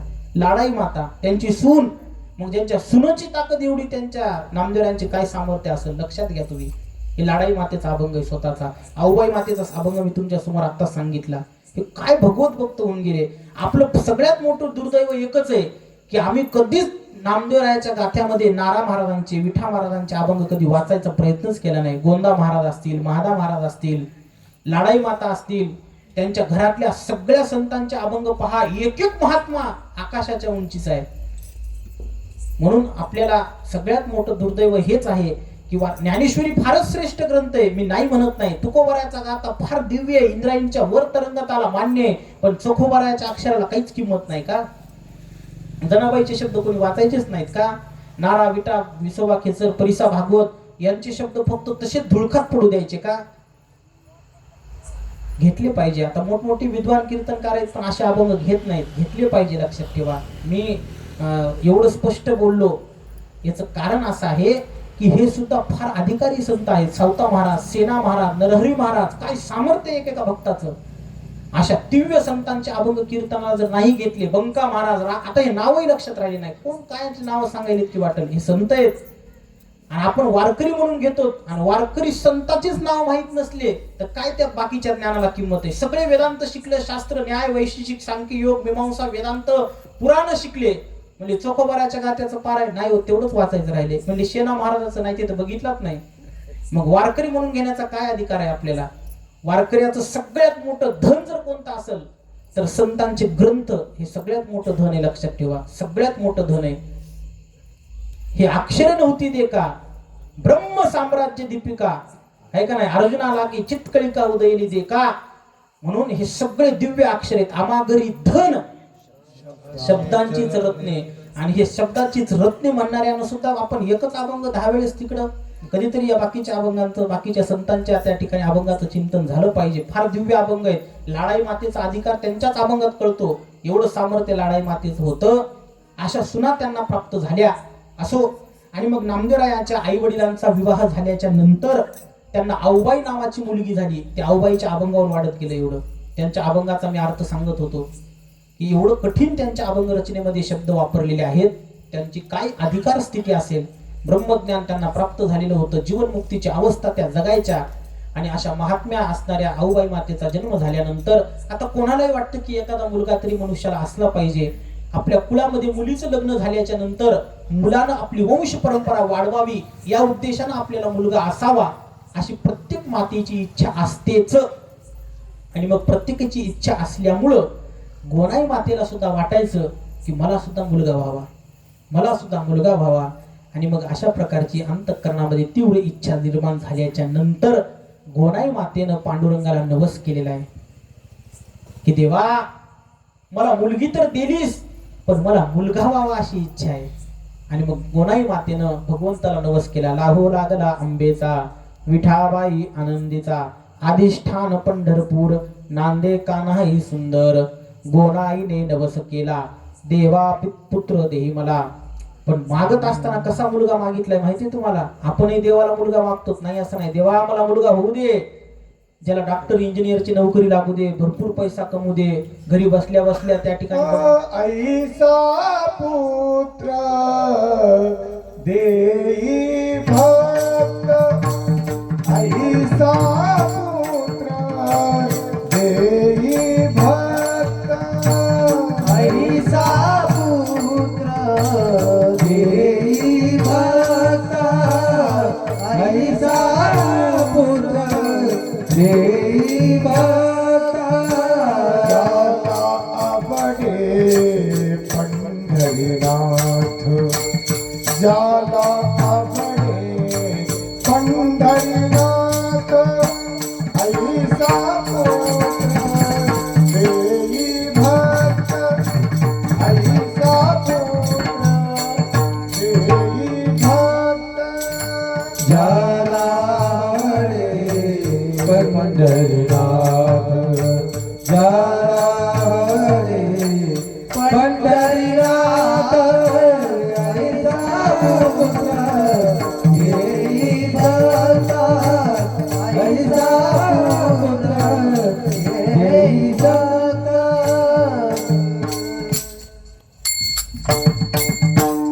गोनाई मातेनं मात्र नवस केला नाही असं नाही, नवस करू नये असं नाही, नवस केला पाहिजे. पण मागत असताना कसा मुलगा मागावा? आपण देवाला एवढाच नवस करतो, देवा मला मुलबाळ होत नाही, मुलगा होऊ दे, हरकत नाही. पण त्याच्या पुढचे शब्द गोनाई मातेचे आहेत, लक्षात ठेवा. मुलगा होऊ दे पण कसा? ऐसा पुत्र देई भक्त ज्याला आवडे पंढरीनाथ. किंवा जनाबाई महाराजांचा एक फार सुंदर अभंग आहे. जनाबाई महाराज म्हणतात ऐसा पुत्र देई समता तरीच्या आवडे पंढरीनाथा. गीता नित्य नेमे वाचे ज्ञानेश्वरी प्रेमे. ज्या मुलानं रोज एक गीता पारायण करावं, बाप्पा 18 देखावा म्हणावं रे बाबा, नाही का नाही? आपल्याला पेपर वाचायला वेळ आहे पण गीता वाचायला वेळ नाही, नाही का नाही? 10 जण ऍक्सिडेंट मध्ये ठार, 2 जणांना फाशी घेतली. बरं हे वाचल्यानंतर किती जणांना विमान आले बरं म्हातारपणाला पुन्हा शेवट तुकोबारायासारखं? म्हणजे मी विरोधी नाहीये, जगातली माहिती आपल्याला असली पाहिजे, नाही असं नाही. परंतु आपला उद्धार फक्त गाथा ज्ञानेश्वरी भागवतासारखी जी ग्रंथ आहेत संतांची ह्याच्यामुळेच होणार आहे. मग सकाळी सकाळी पेपर वाचून डोक्यामध्ये त्या घाण बातम्या बरं काय बदल करू शकणार आहेत? जगाची माहिती होती हे मलाही मान्य आहे, मी त्याच्या विरोधी नाही. इराणमध्ये 10 लोक मेले बॉम्ब पडल्यानंतर, किती जणाला तू घरी जाऊन सांत्वन करायला जाणार आहे? हा नाही ना महाराज, काहीच करू शकत नाहीत. मग जी गोष्ट आपल्याला बदलण्याचं सामर्थ्य नाही, आपण स्वतःला बदलायचा प्रयत्न केला पाहिजे ना. गाथा वाचाव, ज्ञानेश्वरी वाचाव, भागवत वाचाव, गीता वाचाव. काय हरकत आहे बरं एक गीता पारायण रोज केलं तर? 18 अध्याय, वेळ लागत नाही, 2 तास लागतील, 3 तास लागतील. सहज माणूस व्हॉट्सअपवर बसलं तर सकाळचे 3 कवा वाजले कळना झाले. फेसबुक रात्र रात्र त्याच्यावर आपले जाती, लक्षात ठेवा. त्याच्यात अजून काय काय सुविधा निघाल्यात. मग एक गीता पारायण करावं, काय हरकत आहे? आपल्या कुळाचा उद्धार होईल, आहे का नाही? गीतेचे पुण्य किती आहे सांगत असताना नाथ महाराज म्हणतात की त्याचे पूर्वज जाणं सहजची मुक्ती झाले. गीतेचे सुकृत ज्यासी झाले प्राप्त त्याचे पूर्वज मुक्त सहजची झाले. जो ज्ञानदेव म्हणे झाला हरिपाठ ज्ञानदेव म्हणे झाला हरिपाठ ज्ञानदेव म्हणे झाला हरिपाठ ज्ञानदेव म्हणे झाला पूर्वजा वैकुंठ पूर्वजा वैकुंठ मार्ग शोभा हरिमुखे मना हरिमुखे मना हरिमुखे मना हरिमुखे मना हरिमुखे मना हरिमुखे मना हरिमुखे मना हरिमुखे मना. वैकुंठ प्राप्ती व्हावी म्हणून काही साधना सांगितल्यात. कारण पुत्र शब्दाचीच व्याख्या काय हे नाथ महाराजांनी एका ग्रंथात वर्णन केलेले आहे. नाथ महाराजांनी त्यांच्या जीवनात 108 ग्रंथ निर्माण केले, माहित असावं. त्याच्यातले फक्त 10 ते 12 ग्रंथ आता उपलब्ध आहेत, सगळे ग्रंथ उपलब्ध राहिले नाही. नाथ महाराजांनी 108 ग्रंथ केले होते त्यांच्या जीवनामध्ये, लक्षात ठेवा. निळोबाराय म्हणतात बरं का. निळोबारायांनी एकनाथ महाराजांचं वर्णन करत असताना असं केलेलं आहे की अष्टोत्तरेशे ग्रंथ प्रमाण 108 ग्रंथ प्रमाण ग्रंथ निर्माण केले एकनाथ महाराजांनी. आणि त्या 108 ग्रंथांपैकी आता उपलब्ध फक्त मी माझ्या वाचण्यात तरी फक्त 10-12 ग्रंथ आलेले आहेत. तुम्ही माझ्याहून जास्त वाचले असले तर आनंदाची गोष्ट आहे. मला माहिती तुम्ही एकही वाचला नाही ते आहे का नाही. नाथांचे फार गोड ग्रंथ आहेत. त्या नाथ महाराजांच्या अनेक ग्रंथांमध्ये एक हस्तामलक नावाचा ग्रंथ आहे. त्या हस्तामलक नावाच्या ग्रंथात पुत्र शब्दाची व्याख्या सांगितली. मी कशासाठी सांगायलो, ऐसा पुत्र देई भक्त ज्याला आवडे पंढरीनाथ. हे जे गोनाई मातेनं नवस केलाय ना, ते पुत्र शब्द वापरलाय. पुत्र, मुलगा दे म्हटल्या नाहीत आणि मुलगी दे सुद्धा म्हटल्या नाहीत, पुत्र दे म्हटलात. मग पुत्रामध्ये मुलगामध्ये काय फरक आहे? फरक आहे, जमीन आसमानचा फरक आहे. तर पुत्र शब्दाचा काय अर्थ होतो? पुत्र म्हणजे फक्त शरीरानं अवयवानं तो त्या ठिकाणी पुत्र रूपानं जन्माला आला, मनुष्य झाला, याला पुत्र म्हणत नाहीत. मग पुत्र शब्दाची व्याख्या नाथ महाराजांनी त्या हस्तामलक नावाच्या ग्रंथात लिहिली आहे. नाथ महाराज म्हणतात, जे पितरा ते तारिती, पूर्वजा ते उद्धरती, सुपुत्रतया ते म्हणती, आईशी पुत्र संतती दुर्लभ. हे एकनाथ महाराजांनी सांगून ठेवलेले आहे. म्हणून आपल्या पूर्वजांचा जे त्या ठिकाणी उद्धार होण्यासाठी प्रयत्न करतात, पूर्वजाला जे तारतात तेच पुत्र आहेत. आणि बापाच्या पंक्ती स्वतः मोडून काढते, तर त्याला काय म्हणायचे ते तुम्ही ठरवा. हे पोरग आहे का कार्ट आहे ते, आहे का नाही. हे पोरग म्हणू नये, त्याला पुत्र म्हणू नये, कुळाचा बट्टा आहे तो. म्हणून आपल्या पोरानं आपल्या इस्टेटीची प्रॉपर्टी जशी हक्कानं मागितली तसं आपल्या बापाच्या पंक्तीचं वीत आल्या पाहिजे, आपल्या बापाची वारी चालवता आली पाहिजे, तर ते पुत्र. त्या गोनाई मातेनं काय मागितलंय, ऐसा पुत्र देई भक्त आणि ज्याला आवडे पंढरीनाथ. पंढरीनाथ आवडला पाहिजे असा मला पुत्र द्या. इथपर्यंतच्या चरित्रामध्ये काही वाद नाहीये, पण याच्या पुढे वादच वाद आहे. आता नामदेवरायाचा अवतार होणार आहे, पण नामदेवरायाचा अवतार नरसी गावातच झाला का पंढरपूरला झाला ह्याच्यात वाद आहे. इथपर्यंत ते नरसी गावातच होते असं चरित्र आहे. पण काही इतिहासकारांचं म्हणणं आहे की मुलगी झाल्यानंतर हे सगळं कुटुंब पंढरपूर क्षेत्राला गेलं. कारण जनाबाईंनी वर्णन केलंय, लाहो लागला आंबेचा, विठाबाई आनंदीचा, अधिष्ठान पंढरपूर, नांदे कानाई सुंदर. म्हणून नामदेवरायाचा जन्म पंढरपूर क्षेत्री झाला, फक्त पूर्वजच नरसी गावात होते असं त्या ठिकाणी काही इतिहासकाराचं म्हणणं आहे. काही जणांचं म्हणणं आहे नाही नाही, संसारी असोनी नरसी गावी, ते नरसीतच जन्माला आले, असे काही जणांचं म्हणणं आहे. वाद आहे. दुसरा वाद एक आहे की नामदेवरायाचा जन्म आईच्या उदरातून झाला का अयोनी संभव जन्माला आले, हाही वाद आहे. नामदेवराय स्वतःचा जन्म वृत्तांत सांगत असताना म्हणतात की प्रसवली माता मज मळमूत्री तेव्हा जिवेवरी लिहिले देवे. याच्यावरून हे सिद्ध होते की नामदेवराय आईच्या उदरातून जन्माला आले. परंतु संत कवी महिपती महाराज तारावासकर तुमच्याच भागातले संत आहेत, त्यांनी भक्ती विजयामध्ये स्पष्ट उल्लेख केलाय की चंद्रभागेमध्ये एक फार मोठा शिंपला वाहत आला आणि तो शिंपला दामू शेट्टीला सापडला आणि त्यामध्ये नामदेवराय त्यांचा त्या ठिकाणी प्राप्त झाले असं चरित्र भक्ती विजयामध्ये दामू शेट्टीने लिहिले. कोणाचं खरं मानायचं? नामदेवराय स्वतः म्हणतात की प्रसवली माता मज मळमूत्री आणि महिपती महाराज म्हणतात की दामू शेट्टीला शिंपला सापडला आणि त्याच्यातून नामदेवराय जन्माला आले. वादाचा विषय आहे, परंतु जास्त आता ताणत बसत नाही, स्पष्ट त्याचा उल्लेख करून जातो. दोघही जण खरे आहेत. नामदेवराय म्हणतात त्याच्यात काय वादच नाही, ते जन्मले आईच्याच पोटातून. म्हणजे महिपती महाराज खोटे आहेत का? अजिबात नाही, ते सापडले शिंपल्यातच. आता कसं करायचं? तुम्ही दोन्हीकून बोलायला लागले म्हणले, आहे का नाही. जिधर गए उधर काच, गंगा गए गंगादास, यमुना गए जमुनादास, आहे का नाही. तर याचा असा खुलासा आहे की याला कल्पभेद मानावा लागतो. आता कल्पभेद काय आहे हे किती तुम्हाला कळेल मला माहित नाही, पण सांगणं कर्तव्य माझं आहे. मी कालच सांगितलं की तिन्ही दोषातून रहित मी चरित्र सांगल, पण कर्णा पाटव नावाचा दोष टाळून तुम्हाला चरित्र ऐकायचंय. तुम्हाला किती कळेल ते तुमच्या बुद्धीवर अवलंबून आहे, पण मी सांगण्याचं कर्तव्य करतो. प्रत्येक संत या मृत्यूलोकात अवताराला आले, एके दिवशी ही सृष्टीचा नाश होणार आहे आणि नाश झाल्यानंतर पुन्हा त्या ठिकाणी भगवंताची इच्छा निर्माण झाल्यानंतर पुन्हा सृष्टी उत्पन्न होणार आहे. पुन्हा सृष्टी उत्पन्न झाली की सत्ययुग, त्रेतायुग, द्वापारयुग, कलियुग येणार आहे आणि पुन्हा कलियुग आलं की लोक अधर्मानं वागणार आहेत आणि अधर्मानं वागू लागले की पुन्हा संतांचा अवतार होणार आहे. म्हणून ज्ञानोबारायांची ही जी समाधी आहे आळंदीला, ही 108वी समाधी आहे, लक्षात ठेवा. अष्टोत्तरेशे समाधी निश्चळ आणि पूर्वी तुझे स्थळ वाहनाखाली. आपण अभंग म्हणतो की नाही समाधीमध्ये, अष्टोत्तरेशे समाधी निश्चळ. 108 वेळेला ज्ञानोबारायांनी समाधी घेतली. ह्याच्या आधी 107 वेळेला समाधी घेतली होती. या कलियुगातली ही 108वी समाधी आहे, लक्षात ठेवा. याच्या आधी ज्ञानोबाराय अवताराला आले, म्हणून ज्ञानोबाराय चरित्रातही भेद आहेत, लक्षात ठेवा. काही जणांचं म्हणणं आहे त्यांचा जन्म आपेगावला झाला, काही जणांचं म्हणणं आहे आळंदी क्षेत्रात झाला, काही जणांचं म्हणणं आहे की विठ्ठल पंत ज्यावेळेस संन्यास घेऊन गेले त्यावेळेस रुक्मिणी मातेनं पिंपळाच्या प्रदक्षिणा केल्या 1.25 लाख. आरंभिली सेवा अश्वत्थाची, नामदेवाचं प्रमाण आहे त्याला. पण निळोबाराय म्हणतात तुळशीला प्रदक्षिणा केल्या. बरं, निळोबाराय सामान्य आहेत का? देवाला हाकलण्याचं सामर्थ्य त्यांच्यात. मग दोन्ही खरे कसे मानायचे? तर असेच मानायचे की 108 वेळेला ज्ञानोबाराय कलियुगात अवताराला आले. याच्या आता युगे 28 झाले की नाही? मग 28 युगे जसे झाले तसे प्रत्येक कल्प बदलल्यानंतर संत अवताराला येतात. थोडा थोडा फरक आहे, लक्षात ठेवा. आणि संतांच्या चरित्रामध्ये नाही, देवाच्या चरित्रातही असे वाद आहेत.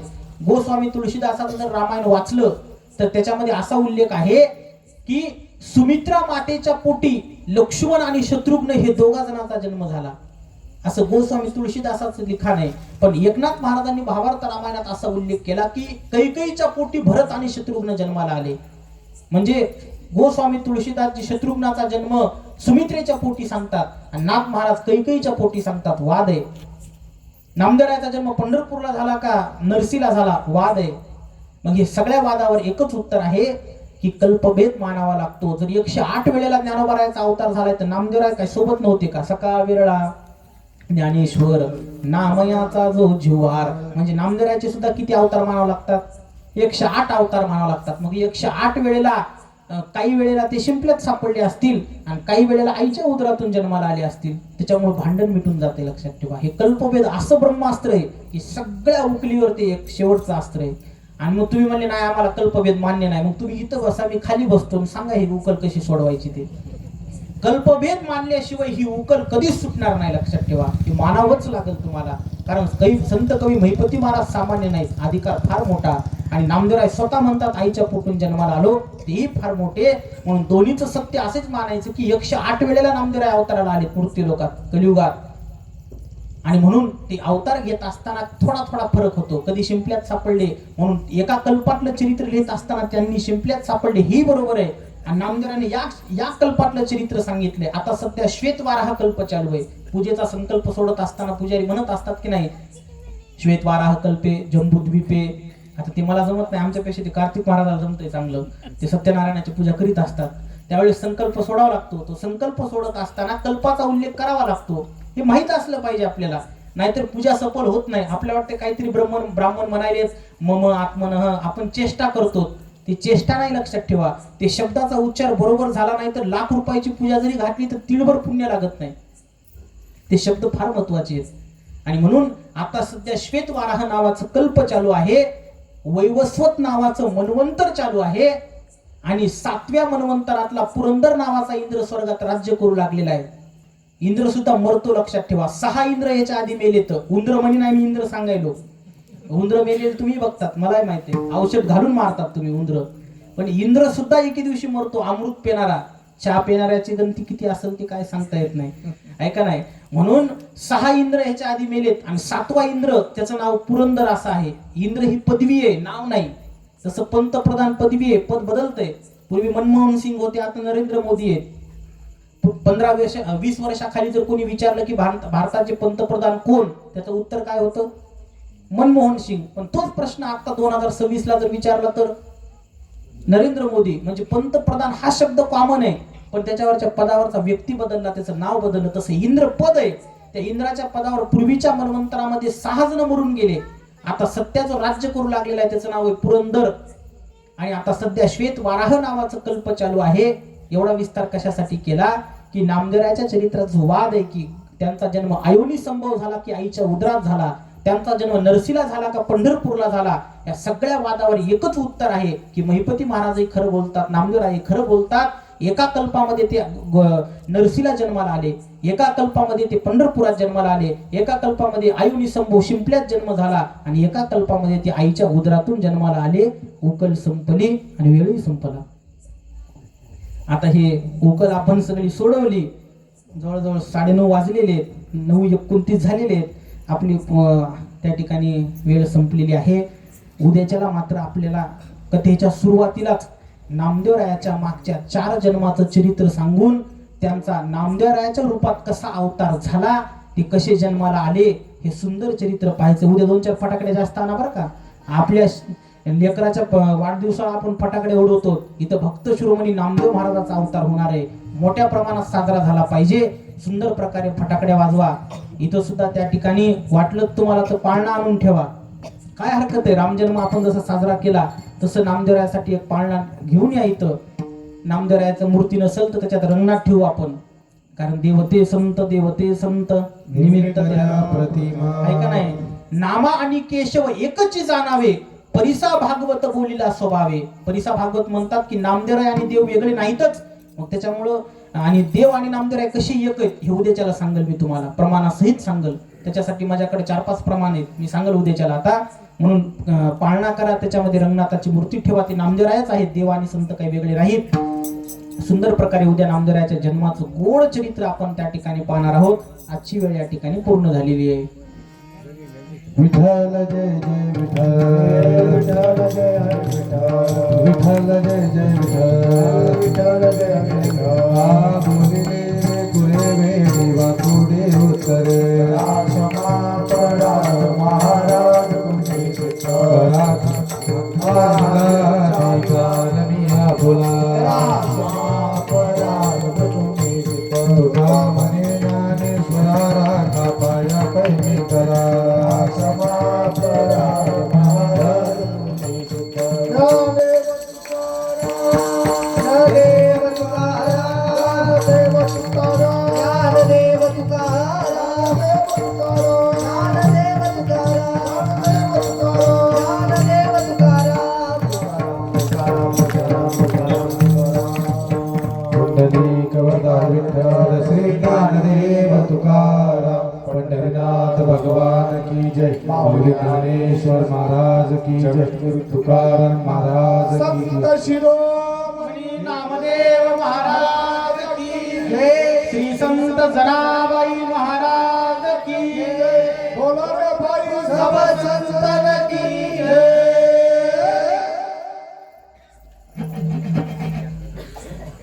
दोन सर्वांना